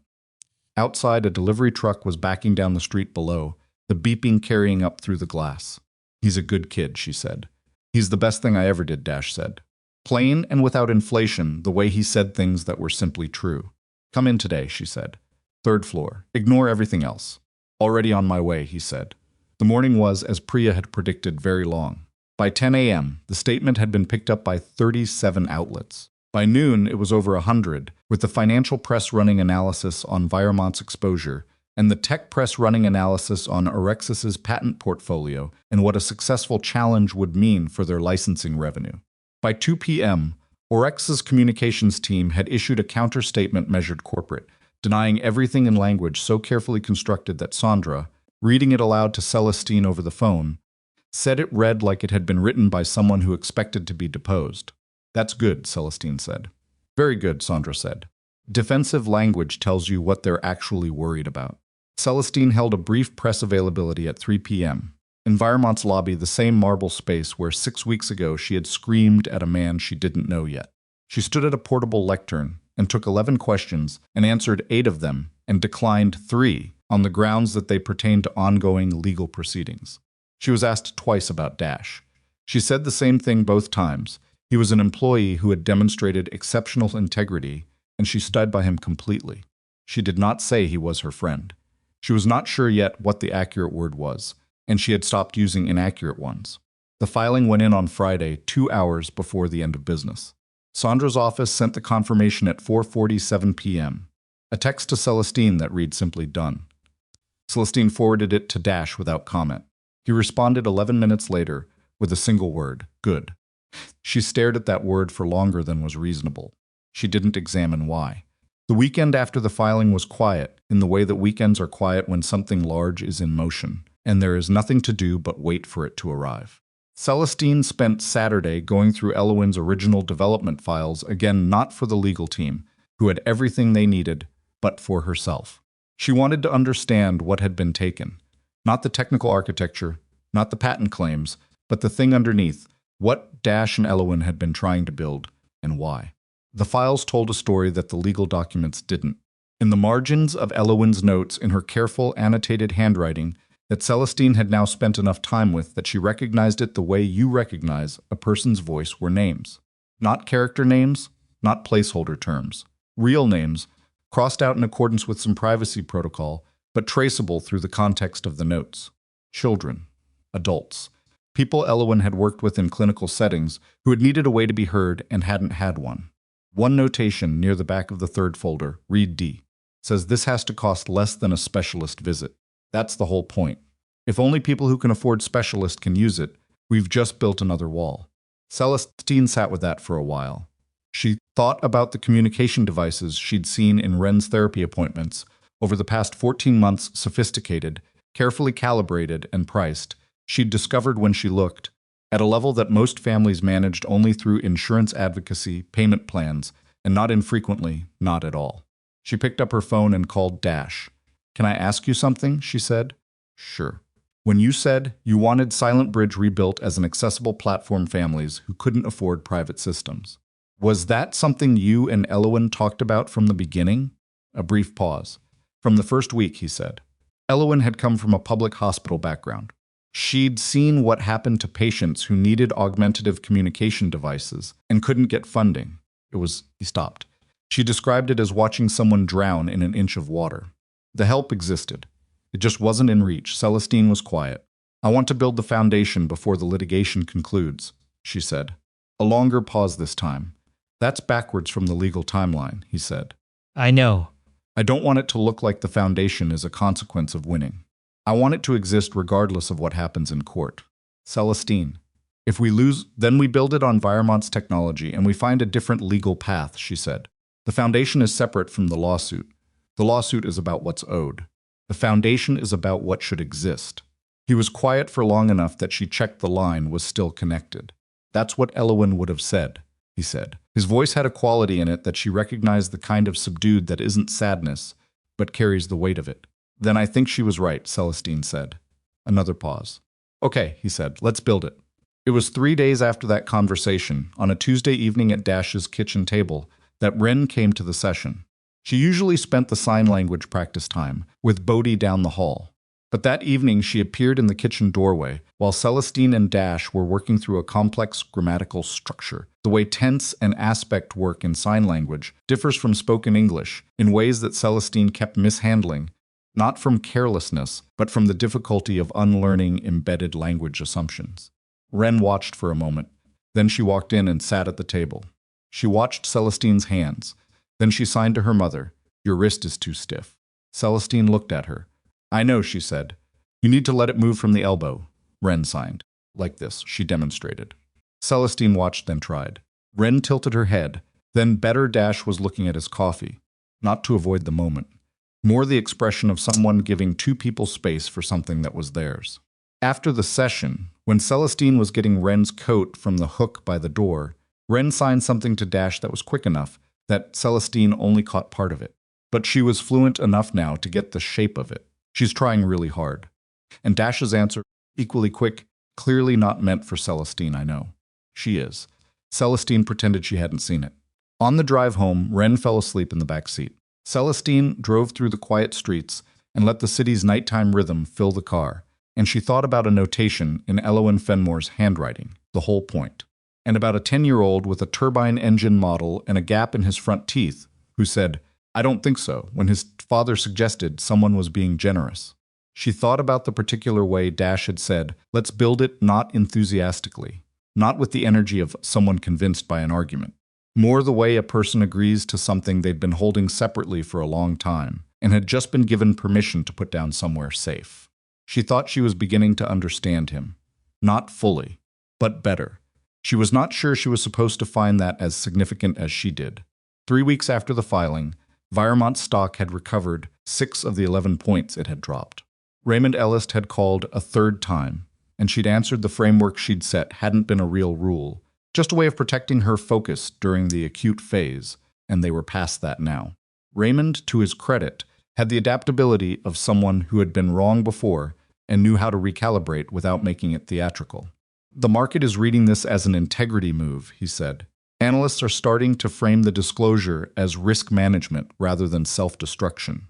It was both, Celestine said. That's a fine distinction, Raymond said. Most true things are, she said, which she realized after she said it was something she'd heard from someone else. The hearing on the patent challenge was set for 6 weeks out. Sandra's team was ready. Orexis had retained 3 separate firms, which Sandra described as either confidence or fear, usually fear, she said. Companies with strong cases don't triple their legal overhead. It was in the 4th week on a Thursday that Wren was rushed to the hospital. It happened at school in the afternoon, without warning. Not a physical injury, a panic episode. Severe enough that the school nurse had called an ambulance because Wren's heart rate had spiked and wasn't coming down, and she was unreachable by any of the standard de-escalation techniques the school had been trained in. The ambulance was the right call. Celestine didn't second-guess it. She was at the hospital in 22 minutes. Wren was in a monitoring room, vitals being tracked, a pediatric nurse sitting with her. She wasn't violent, wasn't actively distressed in the way she'd been at the school gate. She was somewhere else. Present in the room but behind glass, her eyes tracking the ceiling with the particular movement of someone managing something very large in a very small interior space. The attending physician was a careful man named Dr. Oza, who had the excellent quality of giving information without performing concern. Her vitals have stabilized, he said. The spike is down. But she's dissociated, she's not responding to verbal communication, and I don't want to push stimulation while she's in this state. Can she see? Celestine said. If someone signs to her. Possibly, Dr. Oza said. Visual input can work differently during dissociative episodes. It's less intrusive than auditory. But she'd need to be looking in the right direction. Celestine went in. She sat beside the bed. She tried to sign she was good now, genuinely functional, better than she'd been even 3 weeks ago. But Wren's eyes were on the ceiling and didn't move when Celestine entered the room, didn't track downward toward her hands. She tried for 10 minutes. Wren didn't come back. Celestine stepped into the hallway. She stood there. Then she called Dash. He answered immediately. She could hear road noise. He was already in the car. I'm 12 minutes away, he said. I saw the school notification in Bodhi's alert system. She didn't ask how he'd connected the dots that fast. She just said, okay, how is she? Dissociated. She won't look at me. Celestine pressed her free hand flat against the hospital corridor wall. She can't see my hands. I'll be there, he said. He was there in 9 minutes, which meant he'd driven in a way that she chose not to think about too carefully. He appeared at the end of the corridor in his work clothes gray uniform, still had his facilities badge on, and Celestine met him halfway. She registered, in some functional part of her brain, how different he looked moving through a hospital corridor with purpose from how he looked moving through Viremont's lobby with deliberate invisibility. Same man, different frame. She's not tracking, Celestine said. She was looking at the ceiling. Dash nodded. Is there a window in the room? On the left side. What's the light doing? She blinked. What? Where's the afternoon light coming in from? Angle? From the west. It's on the lower part of the wall. There's a strip of it near the bed. He nodded again, processing something. Okay. He went in. He didn't go to the bed immediately. He went to the window side of the room and crouched low, below the level of the bed, positioning himself in Wren's peripheral vision, not central, not demanding, just present in the lower field where the light was. He waited. Celestine stood in the doorway and watched. 40 seconds. 50. Wren's eyes moved, not much. A fraction. But they moved from the ceiling toward the window side, toward the lower light, toward the thing that was there and quiet and not asking anything. Dash began to sign. Small, close to his body, not expansive. The kind of signing you do when you don't want to startle, contained. Minimal. Almost like he was talking to himself. Right here. Same place. Take your time. Wren's eyes found his hands. He signed again, slower. You don't have to come back fast. I'll wait. A long moment. The monitoring equipment beeped its steady rhythm. The nurse had stepped back, reading the room correctly. Wren's fingers moved. Just the smallest motion, not a full sign. Just the suggestion of one. An attempt. Scared, she signed, barely. I know, Dash answered. I know. You're okay. The scared feeling is loud right now, but it will get quieter. Give it time. Another pause. I don't like it here, she signed. More clearly this time. That's fair. Hospitals are not great. You'll leave soon. Something shifted in her face. The first small loosening. Her breathing, which had been shallow and rapid, began to find length. My heart went fast, she signed. Yes, that happens sometimes. Your body was scared and it went fast to help you. It's slower now. She looked at him for a long moment. Did you ever have that happen? He looked at her steadily.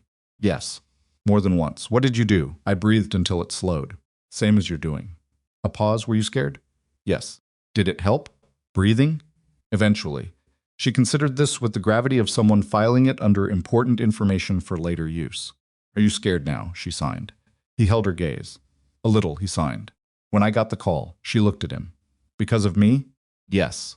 She seemed to weigh this differently than she weighed other things, not as information to be processed, but as something with a different quality to it. The knowledge that someone had been afraid for her, specifically. You came fast, she signed. Yes. Okay, she signed. It was the smallest word and it carried the most weight. The single-syllable acknowledgement of a child returning from somewhere she'd been alone. Her eyes moved toward the doorway. She found Celestine there. Celestine had been standing in the doorway for all of it, with her hand pressed against the frame, and she was holding her face together with the specific, determined effort of someone who has decided that this moment belongs to the child, not to her own response to it. Wren looked at her. Then she signed, clearly enough that Celestine could read it from the doorway. Mom. Come here. Celestine came. She sat on the edge of the bed and Wren leaned into her, not dramatically, just shifted her weight in that direction the way a person moves toward warmth without making a decision about it. Celestine put one arm around her. She looked at Dash over Wren's head. He was crouched on the floor beside the bed, having given the space at the bed to Celestine without being asked. He looked back at her. She mouthed, "Thank you." He shook his head once, meaning nothing to thank. The nurse returned and did a quiet check of the monitors. Dr. Oza appeared in the doorway a few minutes later and looked at the scene and at the numbers on the monitors and said Wren's vitals were stable and they could go home in an hour. Wren signed to him, "Your tie is crooked." Dr. Oza looked down at his tie. It was crooked. He straightened it and said, "Good eye," and Wren appeared satisfied in the way of someone who has performed a public service. Dash stood up. He caught Celestine's eye and tilted his head toward the hallway, giving her the room, stepping out. She nodded. In the hour before discharge, while Wren was connected to the monitor and beginning to reclaim herself in increments, she signed, "Will I always be afraid?" Celestine didn't answer immediately. She thought about what she would have said 3 months ago. The careful, optimistic, managed answer of someone who had read the books and understood the therapeutic framework. She thought about what Dash would say, and she thought about what was actually true. Probably not always, she said. But fear follows you sometimes. It might follow you for a while. Wren thought about this. "Does it follow you?" she signed. "Yes," Celestine said. "What do you do?" "I keep going anyway," Celestine said. "I'm not always good at it, but I keep going." Wren seemed to sit with that. Then Dash said, "Fear can follow you. It doesn't have to lead you." "He's right," Celestine said. "He says things like that," Wren signed. "He does," Celestine said. "Like he learned them a hard way." Celestine looked at her daughter. "Yeah," she said. "I think he did." In the hospital corridor, Dash was sitting in a plastic chair with his elbows on his knees, looking at the floor. Celestine came out while Wren was being unhooked from the monitors by the nurse. She sat in the chair beside him. They didn't say anything for a moment. The corridor went about its business around them. A gurney moved past. Someone's name was called over an intercom. A set of automatic doors opened and closed. "She asked if I'd ever had panic," Dash said, "in there." "I heard," Celestine said. "I didn't." He stopped. "I don't usually talk about that kind of thing. Especially not with kids. I didn't want to make it about me." "You answered honestly," Celestine said. "That's different from making it about you." He looked at the floor. "I had bad years," he said. "After Elowen, after the case collapsed. There were some significant stretches where the anxiety was bad enough that it was a daily management situation." He said it flatly, not looking for a response. "I didn't tell anyone. I was dealing with Bodhi alone. I couldn't afford for it to be visible." "Dash," she said. "I'm past it mostly," he said. But when she asked if I'd ever had that feeling, he stopped again. It felt important to tell her the truth, that it wasn't something wrong with her specifically, that it's a thing that happens to people. "It was important," Celestine said. "She'll remember it." He nodded. They sat in the corridor for another moment. You drove here in 9 minutes from the other side of the building district, she said. The light traffic helped, he said. Dash, I know, he said. I know, she let it rest. I want to ask you something, she said. Okay. The investor conference, Viremont's annual. It's in 3 weeks. We kept it on the calendar because canceling would read as capitulation.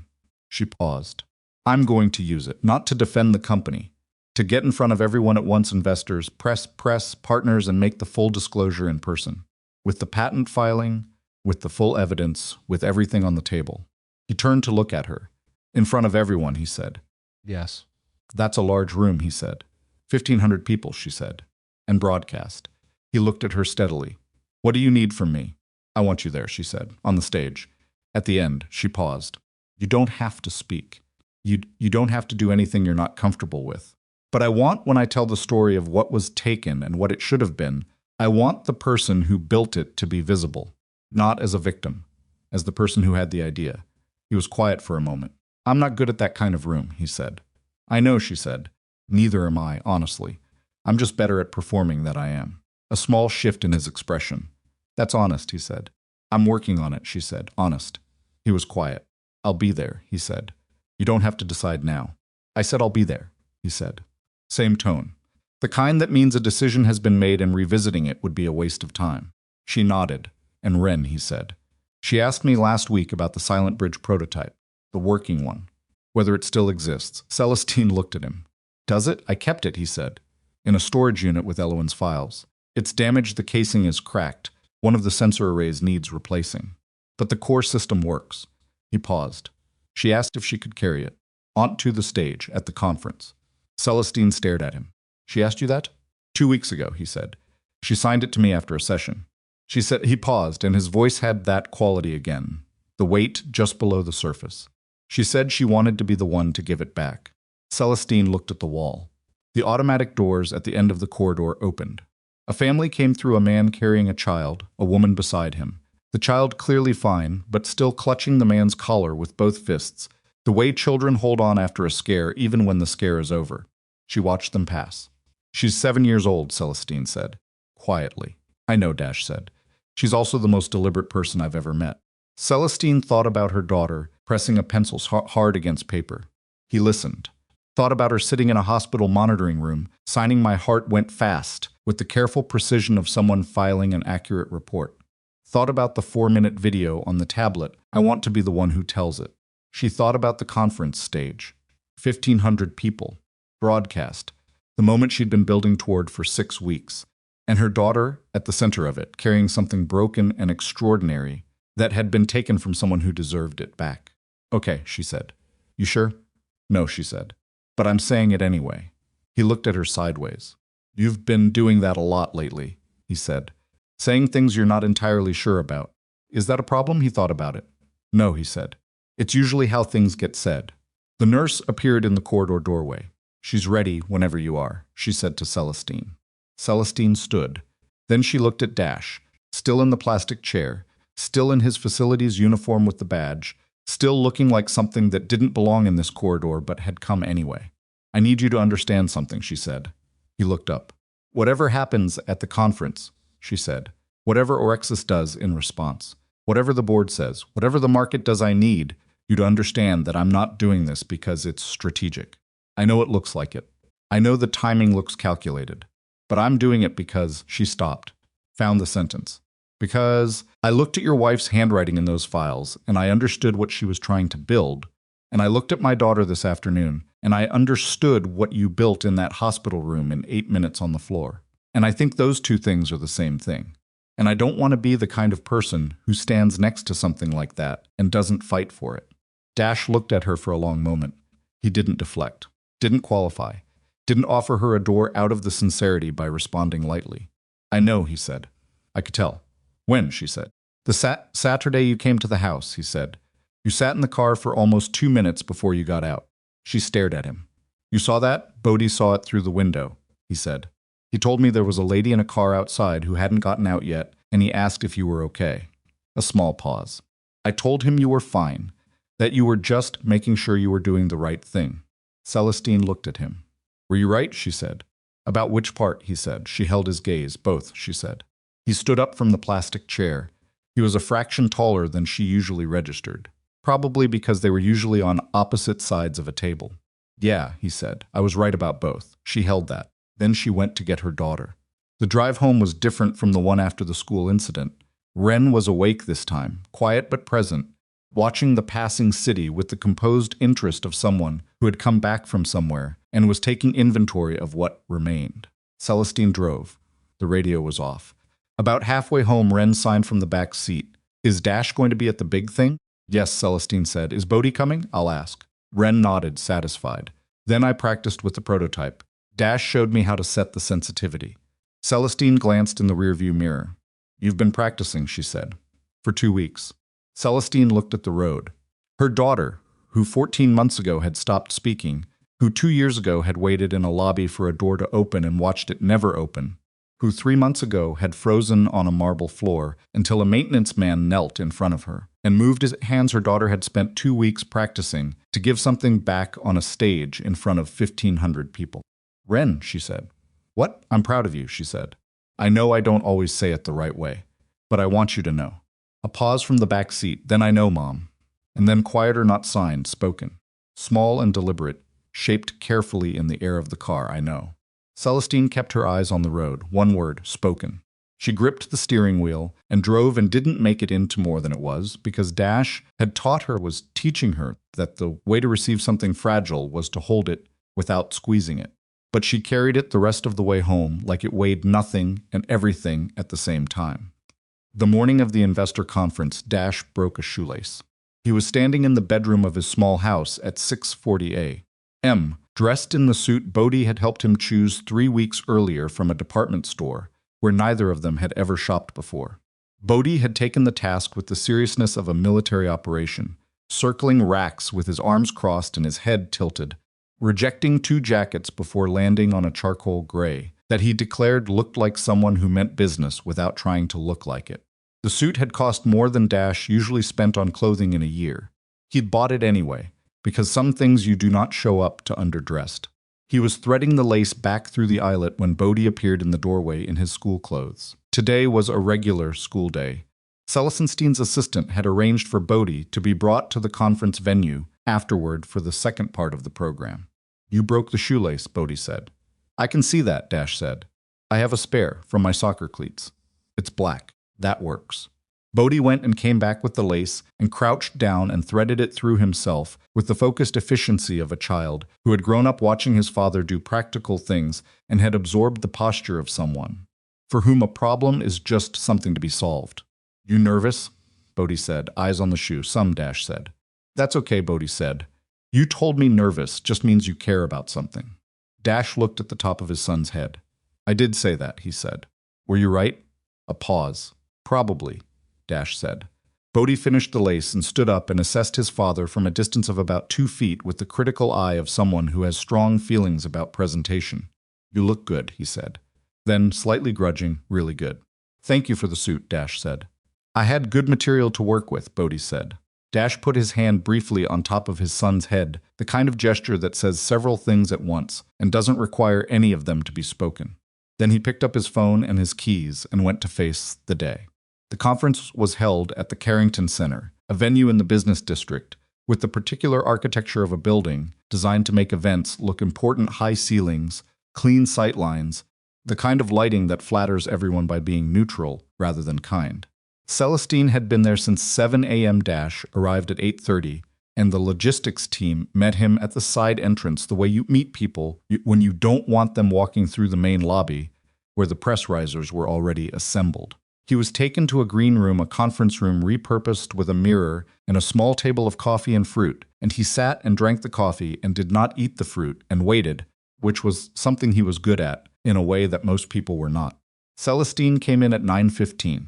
She was in a dark navy suit, her hair back, and she looked like herself, not a polished version or a managed version, just Celestine, which he had learned to recognize as distinct from all the performances of Celestine that existed in photographs and press releases and board presentations. She was carrying a folder and her phone, and she set both on the table and looked at him. How are you? She said. Present, he said. She considered that. That's enough, she said. She sat across from him. She'd been doing this for months now, The small unconscious thing of sitting across from him the way you sit across from someone you think with rather than at. He noticed it and said nothing about it. Sandra's team confirmed this morning, she said. The preservation orders held. Orexis tried to initiate a file transfer on 3 servers in their IP division 2 days ago, and the court order blocked it. The documents are intact. Good, he said. The forensic expert who did the signature analysis will be testifying in 6 weeks. Her credentials are solid and her methodology has been used in 4 previous IP cases. Celestine paused. The forgery finding is going to hold, Dash. The case is strong. I believe you, he said. I'm not just reassuring you. I know, he said. I believe you. She looked at him for a moment. You're calmer than I am, she said. You have more variables today than I do, he said. Your company, your board. Your investors, your reputation in the room. I have one thing to be responsible for. It's easier to be calm when your list is shorter. She held that. What's your one thing, she said. Being visible, he said. Just that.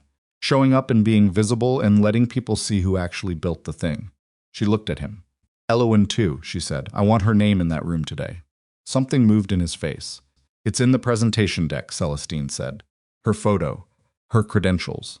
The annotated pages from her development files the ones with her handwriting in the margins.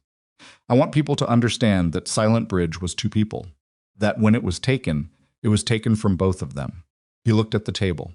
I didn't know you'd done that, he said. Sandra flagged it as potentially complicating for the legal case, Celestine said. I told her the legal case could manage. He was quiet for a moment. Thank you, he said. Just that. She deserves to be in the room, Celestine said. He nodded once. They sat for a moment in the way they'd learned, to sit comfortable with the silence, neither of them feeling the pressure to fill it. Outside the green room door, they could hear the building filling, the particular ambient swell of 1,500 people finding their seats, the low machinery of an event assembling itself. Wren and Bodhi get here at 11, Celestine said. After the main presentation. I'll bring them in through the side. She's ready, he said. She's been ready for 2 weeks, Celestine said. I'm the one who's not ready. You'll manage, he said. Dash, he looked at her. After this, she said, whatever comes after.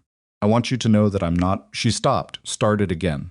I didn't go looking for this to be anything more than what it needed to be. A legal correction, a disclosure, an ethical decision. He waited. But it became more than that, she said. And I'm not going to pretend it didn't. He looked at her steadily. I know, he said. I'm not good at this, she said. At saying things that aren't professional. At being. She made a small gesture that was partly frustration, partly honesty. You're getting better at it, he said. Is that useful or irritating? She said. Both, he said. Mostly useful. She looked at him. He looked back. They were 2 people who had, over the course of 4 months, developed the specific intimacy of people who have stood next to each other in difficult rooms and found that the other person does not flinch, and who are now uncertain what to call what that is. After this, he said, let's have a conversation where neither of us is about to walk onto a stage. Agreed, she said.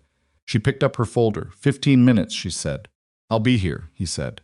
The Carrington Center's main hall was exactly as large as Celestine remembered it being the previous year, when she stood on the same stage and delivered a performance of confidence about Viramont's annual results that had required 0 courage and considerable technique. She had been good at that. She had been practicing it for 8 years. Today was different. She walked to the podium at 9:47 a.m., and the room settled in the way large rooms settle when the person at the front has a particular kind of gravity, not charm, not performance, but the quality of someone who is about to say something real. She began with the company. 4 minutes on Viramont's history, its mission, its people.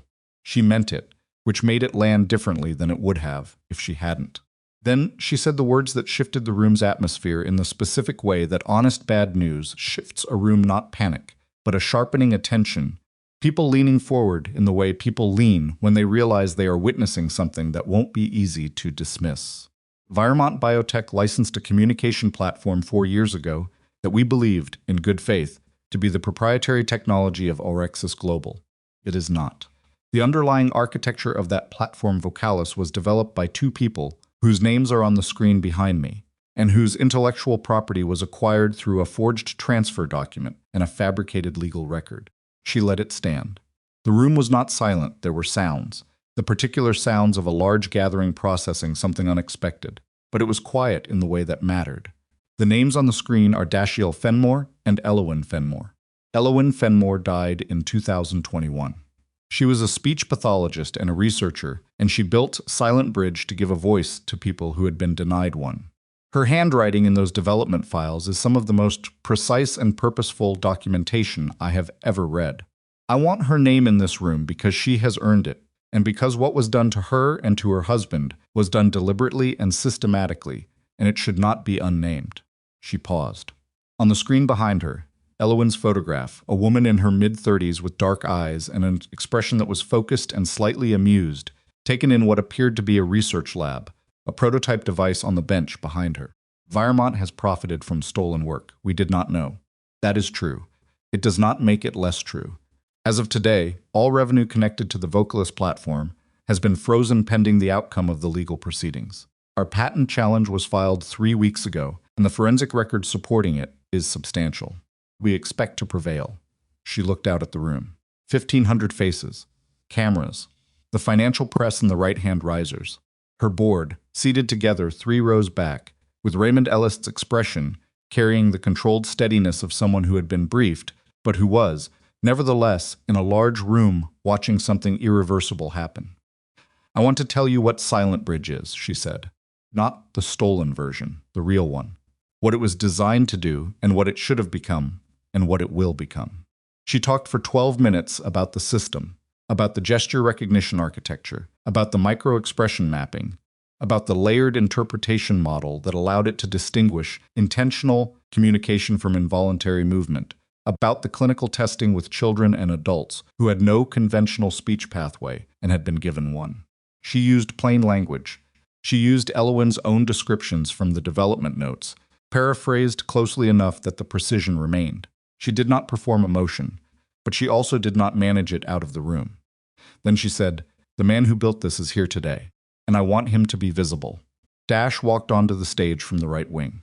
He moved the way he moved everywhere without performance, without the particular posturing of someone who has been told they are about to be looked at by 1,500 people. He wore the charcoal suit. He walked to the position Celestine indicated, slightly to her left, and he stood there and looked at the room, and the room looked at him. He was not comfortable. She could see that. But discomfort for him was not the same thing as visible distress. He stood in it the way he stood in other difficult spaces, present and steady, and not pretending it was anything other than what it was. Celestine said, "This is Dash Fenmore. He is also currently an employee of Viremont Biotech. His title is Facilities Technician. He is the best listener I have ever met, and I would like it noted that without him, my company would not be standing here today doing this. And without him, my daughter." She stopped, took a breath. "Without him, my daughter would not be where she is." Then she looked toward the side entrance. "Speaking of whom," she said, Celestine had argued with herself for 3 weeks about this moment, about whether it was appropriate to bring a child into a corporate event, whether it was using Wren's story in a way Wren couldn't fully consent to, whether the stage was too large and the crowd too loud and the cameras too close.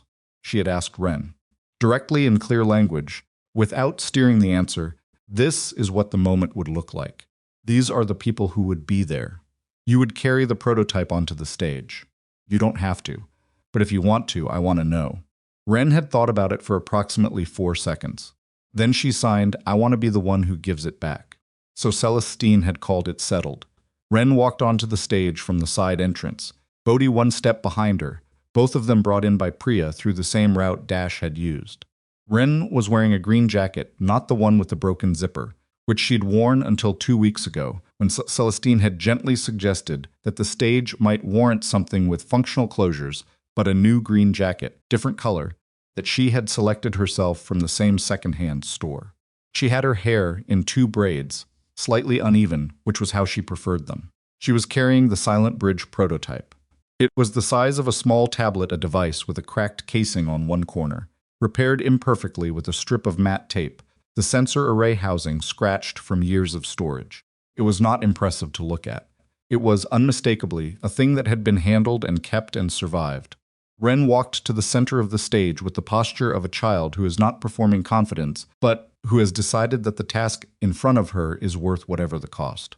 She stood between Celestine and Dash. The room, 1,500 people, cameras, financial press, board members, investors who had been doing rapid calculations in their heads for the past 30 minutes, went genuinely quiet. Wren raised the prototype. She positioned her hands on the sensor array she had practiced this for 2 weeks, Dash adjusting the sensitivity settings for her smaller hands, Bodhi timing her from the doorway of the practice room and giving her notes she mostly ignored and occasionally accepted. She began to sign. The device translated. A synthesized voice, clear, neutral, distinct, came through the stage audio system, and the room heard it, and the room held very still to hear it. My name is Wren Arkwright. I am 7 years old. 14 months ago I stopped talking. Not because I couldn't, because everything I needed to say was too big for words, and I didn't know if anyone would understand. She paused. Her hands moved again. Then a man knelt in front of me in a lobby, and he didn't say anything. He signed, and I understood that someone was listening, not trying to fix me, not waiting for me to be easier, just listening. Another pause. Her signing was precise, unhurried, the product of 2 weeks of daily practice and years of private fluency. My mom built a company. This man built a language. Somebody stole his language and didn't think he could fight back. My mom is fighting back. I wanted to help. So I asked if I could carry this onto the stage. She held up the prototype slightly. This is Silent Bridge. It helped me talk to you today. It should help a lot of people who can't afford the ones that cost too much. That was always the plan. We're just finishing what was started. She lowered her hands. The device went quiet. 1,500 people were absolutely still for the space of 4 full seconds, which in a large room is a long time. Then the room responded, not the orchestrated standing ovation of a rehearsed moment, but the ragged, uneven, genuine kind that starts in different places and finds its rhythm, because the people doing it are responding to something real. Someone in the third row stood first, then a cluster near the back. Then it was simply happening, the way things happen when a room decides collectively that something has mattered. Celestine was looking at her daughter. She was not managing herself this time. She let it happen. Her eyes went wet and stayed that way, and she didn't press her lips together or look at the ceiling or employ any of the techniques she had developed over 8 years for maintaining composure in public. She stood on the stage and looked at her 7-year-old daughter, who had not spoken for 14 months and who had just addressed 1,500 people with a machine built by a man who had been told his work didn't exist. Wren looked up at her. Then she signed, small and private, just for Celestine. Don't cry on the stage, Mom. Celestine made a sound that was more laugh than anything else. She pulled Wren into her arms, device and all, and held her, and did not worry about what it looked like. Dash was standing to her left, and he was looking at the room with the expression of someone receiving something they had almost stopped expecting. Not joy exactly, something quieter and more specific. The particular feeling of being seen after a long time in the dark, which is not comfortable in the way that comfort is usually described, because the light takes adjustment, but it is real, and it is better than the alternative. Bodhi materialized at his father's side from wherever he'd been standing in the wing. Dad, he said quietly. Dash looked down at him. They're clapping for you, Bodhi said, as if clarifying a fact his father might have missed. For your mother too, Dash said. Bodhi considered this. Mostly for you, he said. Dash put his arm around his son's shoulders. The moment was imperfect. In all the ways real moments, Wren's braid was coming loose on one side. Celestine's mascara had not survived its trial. The prototype's cracked casing caught the stage light wrong and threw a shadow across the podium. And somewhere in the back of the room, a baby was crying. Because 1,500 people clapping is a lot of noise for a baby, and nobody had thought to warn it. It was not the clean, cinematic version of the thing. It was the actual version, which is always slightly off rhythm and slightly unpolished and real, in ways that the clean version cannot be. The legal proceedings moved quickly after that, and they moved hard. Orexis Global's counterfilings were aggressive, then defensive, then the kind of desperate that comes from an organization that has run out of procedural shields. The forensic signature analysis held under cross-examination. The timeline evidence was admitted over 3 separate Orexis objections. The documentation that Elowen had kept the careful, annotated originals that Dash had stored in a battered filing folder in a storage unit for 5 years, because he couldn't bring himself to throw away the last record of what they'd built, became the central exhibit of a case that the presiding judge later described, in a ruling that ran 43 pages, as one of the clearest instances of deliberate IP fraud her court had encountered. The ruling came down 4 months after the conference. Orexis Global was found to have fraudulently acquired Silent Bridge's core architecture. The intellectual property was legally restored to Dash Fenmore, as sole surviving creator. Criminal referrals were made regarding the forgery. 3 Orexis executives resigned within 48 hours. The company's stock dropped 23% in 2 days and did not recover in any meaningful sense, because the ruling opened the door for 6 additional IP challenges from other parties that Orexis had dealt with in similar fashion over the preceding decade, and the accumulated weight of those cases was more than the company's legal and financial position could absorb. Orexis Global filed for restructuring 14 months after the ruling. Within 2 years, it had ceased to exist as an operating entity. Dash got the call from Sandra on a Tuesday afternoon. He was at Vermont, not on the 3rd floor, not fixing ventilation panels. He'd been reassigned, at Celestine's restructuring of the company's internal departments, to serve as technical director of the newly established Silent Bridge division, which was the team tasked with rebuilding the platform from its original architecture for the Foundation's distribution model. He was, by general consensus of the team, a difficult person to work for in the sense that his standards were exacting and his patience for shortcuts was zero, and a valuable one in the sense that he was also the first person in the room every morning and the last to leave. And he never asked anyone to do work. He wasn't willing to do himself. He was reviewing a sensor calibration report when his phone rang. He read Sandra's name. He set down the report he answered. "It's done," Sandra said. He sat with that for a moment. "Completely?" he said. "Completely. The IP is yours. The ruling is final. Orexis has exhausted their appeal options." A brief pause, which from Sandra was the equivalent of someone else exhaling slowly. Dashiell, "It's done." He set the phone on the desk. He sat in the chair in the office that had his name on the door, a small office on the 4th floor, with a window that faced the street rather than the city view that Celestine's office had, which he preferred because the street was interesting and the view was just distance, and he sat there for a while. He thought about Elowen at a research bench with a prototype on the table behind her, annotating a development file in her careful handwriting. He thought about the day in 2019 when the court dismissed his forgery claim, and he'd sat in a courthouse corridor for an hour because he hadn't been able to stand up. He thought about 31 job rejections and the 32nd one that said yes. He thought about a marble lobby and a 7-year-old girl frozen near a stairwell, and the particular quality of the silence that made him set down his screwdriver. He thought about his son saying, "She said you're extraordinary." He picked up his phone and walked down the hall to Celestine's office and knocked. "Come in," she said. He opened the door. She was at her desk, reading something, and she looked up with the expression she had when she was mid-thought and being interrupted, which was not unfriendly but was particular to her. He said, "It's done." She looked at him, then she set down what she was reading.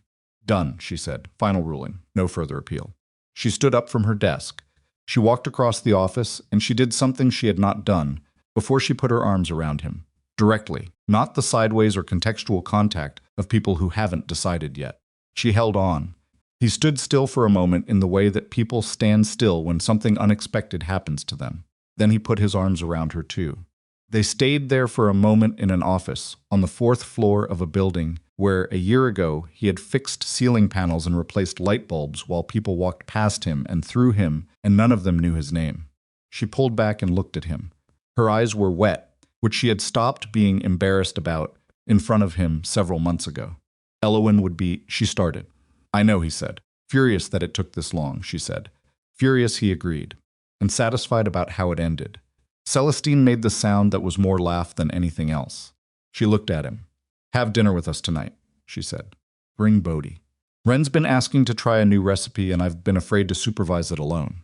"What's the recipe?" "Something she found online involving several steps I don't understand," Celestine said. She printed it out and made notes in the margins. He looked at her. "That's a Elowen habit," he said. "I know," Celestine said. "I noticed." He looked at her for a moment longer. "We need to have that conversation," he said. "The one we agreed to have after the stage. The one without a crisis attached to it." "I know," she said. "I've been waiting," he said. "So have I." "Tonight is a 7-year-old's experimental cooking project," she said. "That's not exactly." "It's fine," he said. "After dinner." She looked at him. "After dinner," she said. He nodded and went back to his office. The conversation happened at 9:30 that night, on Celestine's apartment terrace, with the city below for running its evening shift, and the two of them sitting with coffee that had gone slightly cold. Wren and Bodhi were inside. The recipe had required 2 pots and a cutting board, and considerable negotiation about which of them was in charge. and the result had been genuinely edible, if not entirely as pictured, and both children had declared it a success and retreated to the living room to watch something about aircraft engineering that Bodhi had been recommending for weeks. Celestine said, "I've been trying to figure out how to say this in a way that doesn't sound like a business negotiation." "You don't have to make it formal," Dash said. "I know. That's the problem." She held her cup. "I have spent 8 years making everything formal. It's a defense mechanism, and I know it's a defense mechanism, which you'd think would make it easier to stop, but it doesn't." He looked at the city. "What do you want to say?" he said. She was quiet for a moment. "I want to say that this year was one of the hardest years of my adult life, and one of the best," she said. "Not because of the legal case, not because of what happened with Erexis, because of she stopped. I was a person who managed things. I managed the company, and I managed the board, and I managed the press, and I managed my daughter's grief and my own grief, and I was very good at it, and it was making us both into something smaller." He waited. "And then you showed up," she said, "and you didn't manage anything. You just listened." To Wren. "To me. You listened and you said true things, and you didn't try to smooth anything down, and I didn't realize how much I needed that until it was already happening." He looked at her. "I'm not a simple person to be close to," he said. "I spent a long time not letting anyone in. I'm better at that than I was, but I'm not naturally open. I'll go quiet when I'm processing things. I'll be in my head for days sometimes." "I know," she said. "I've watched it. And you're not going to try to fix it," he said. It wasn't a question, he was checking. "No," she said. "I've been fixed-oriented for a long time. I'm trying to be different." "You are different," he said, "than you were in September. So are you," she said. He thought about that. "Yeah," he said. "I am." She looked at the city. "I'm not asking for anything to be decided tonight," she said. "I'm just telling you the truth about where I am. The way you told me to. A few months ago. I told you to tell the truth?" "Implicitly," she said. "You said most true things are uncomfortable, and you kept being honest, and eventually I picked it up." He looked at her. "Okay," he said. "Okay, meaning I'm in the same place," he said. "Whatever that place is. I'm there." She looked at him. "You could be more specific," she said. "I could," he said. "After dinner," you said. "It is after dinner." "It's also 35 degrees out here," he said. She looked at the thermometer on the terrace railing. "It's 51, she said. "My point stands." She made a sound. He reached across the small table and put his hand over hers on the cup. Not dramatically. Just set it there, the way you do when the gesture says the thing more accurately than the available words. She turned her hand over. They sat like that for a while, with the city below, and the cold coffee and the sound of 2 children inside, disagreeing about something related to landing gear. It was not a perfect moment. The coffee was cold, and the terrace furniture was slightly damp from an earlier drizzle, and somewhere below them a car alarm was going through its full repertoire. It was just 2 people at the end of a long year, sitting close, telling the truth. That was enough. It was, in fact, more than enough. The Silent Bridge Children's Foundation opened its doors 8 months later, in a building 3 blocks from Veermont's headquarters, a practical space, not an impressive one, with meeting rooms and a demonstration lab, and a wall near the entrance where the names of Silent Bridge's creators were printed in plain letters, Dash Fenmore and Wren Fenmore, with the years they'd worked on it, and below that a line from Wren's development notes that Celestine had chosen herself. The whole point is that it has to be in reach. Dash became the Foundation's director. He was, by the account of everyone who worked with him, exacting and difficult and completely committed, which was the same thing people said about him in every role he'd occupied and which he considered adequate. The Foundation provided communication devices, sign language education, and therapy access to families who couldn't otherwise afford it. In the first year, they reached 430 families. In the second year, over 1,000. By the third year, they had a wait list and a fundraising operation, and a board that included 3 people who had themselves benefited from augmentative communication technology, and who brought to meetings the particular clarity of people, whose experience of the subject was not theoretical. Wren's natural speech returned unevenly the way Dr. Oza had predicted: progress and retreat, retreat and progress, never linear. Occasionally maddening, always ongoing. She recovered more than the specialists had initially projected, and she recovered in her own order, which was not always the order the therapeutic framework suggested, and which she navigated with the determination of someone who had decided that she would move at her own pace and that this was not a problem. She never gave up sign language. She said once, when she was 9, that she didn't see the point in only knowing one way to talk. She had 2 languages. That was twice as many as most people. Why would you throw one away? Bodhi, who was 13 by then and had developed strong opinions about most things, told her that was a fair point. She looked pleased, which was the highest response she gave to compliments. He and Wren remained close in the complicated foundational way that children become close when they spend formative years in each other's vicinity and develop the particular shorthand of people who have watched each other grow up. They argued constantly and stood behind each other without hesitation, which Dash recognized as the correct proportion of those 2 things. Celestine kept Viremont. She rebuilt the ethics compliance framework over 2 years, replaced 2 board members, restructured the IP licensing process, and published what became something of an industry reference document on responsible technology acquisition, which was, in her private estimation, a slightly generous description of a company acknowledging it had gotten something badly wrong and explaining how it planned to not do it again. Raymond Ellis remained on the board. He and Celestine developed the particular mutual respect of 2 people who had fundamentally disagreed and been proven on opposite sides of being correct, and who were both honest enough to accept the score. The Vocalis revenue, once the legal matter concluded, was partially redirected, not entirely, because the company had shareholders and operational obligations that could not be wished away, but significantly enough that the audited figures were a matter of public record and satisfied everyone, except the people who had no interest in being satisfied. Dash and Celestine married on a Saturday in April, in the courtyard of the Silent Bridge Foundation, under an outdoor structure they'd rented for the occasion, and which had a loose joint in one corner that Dash had noticed immediately upon arrival and had not been able to fully ignore for the duration of the ceremony, which Celestine had found so perfectly him that it made the whole thing feel real in a way that professional event design could not have achieved. There were 62 people present, no television cameras, no coverage. They had declined every press inquiry on the grounds that it was a private event, and they meant it. And because Celestine had realized sometime in the previous year that the things she most wanted to protect were the ones she kept out of the managed narrative entirely. Wren stood to Celestine's left in a green dress she had selected herself.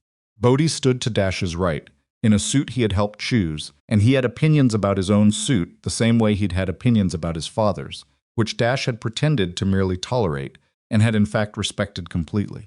Wren signed the whole ceremony to the 2 foundation staff members, who were deaf and sitting in the front row, which no one had asked her to do, and which she had simply started doing 3 minutes in, because it seemed to her like the obvious thing, and she couldn't understand why everyone was looking at her like it was remarkable. After, when the small gathering had moved to tables, and food and the particular noise of people, who are actually happy rather than performing happiness, Wren found Dash re-examining the loose joint in the roof structure with the focused attention of someone mentally scheduling a repair. She watched him for a moment. Then she signed. "Are you going to fix that right now?" He looked at her. "No," he said. "Good," she signed. He looked at the structure, then at her. "Are you happy?" She signed. He considered the question the way he considered things that mattered, without deflection, without the reflexive reassurance that people give to avoid the weight of an honest answer. "Yes," he said. "Are you?" She thought about it. Mostly, she signed. "Still some scared sometimes." "That's honest," he said. "You said fear can follow you. It doesn't have to lead you." "I did," he said. "Is that still true?" He looked at her. "Yes," he said. "For both of us." She seemed satisfied with that. She reached out and took his hand, the way she did sometimes, without announcing it, the way children attach to the people they trust. Across the courtyard, Celestine was watching them. She was in conversation with one of the foundation staff members, and she was laughing at something, genuinely the unguarded kind. And she looked like herself, not the managed version, not the professional version, just the woman underneath all of it. She caught his eye across the courtyard. She raised one hand and signed, small and from the distance, "Thank you for showing up." He signed back same. She turned back to her conversation. He looked at the courtyard, the 62 people, the loose roof joint, the tables of food, his son currently explaining something to an increasingly interested group of guests, his daughter who was not biologically his, and was entirely his standing beside him, holding his hand. He thought about a ventilation panel on the 3rd floor, about 31 rejections and 1 yes, about a marble lobby on a Monday morning and a 7-year-old girl frozen near a stairwell, and a silence that asked a question nobody else in the building had heard. He thought about the particular mercy of being in the right place, at the right time. Not because the universe is organized around mercy, but because sometimes the accumulation of difficult years deposits a person exactly where they are needed, and the only choice that matters is whether you pay attention. He had paid attention. That was all. It turned out that was a great deal.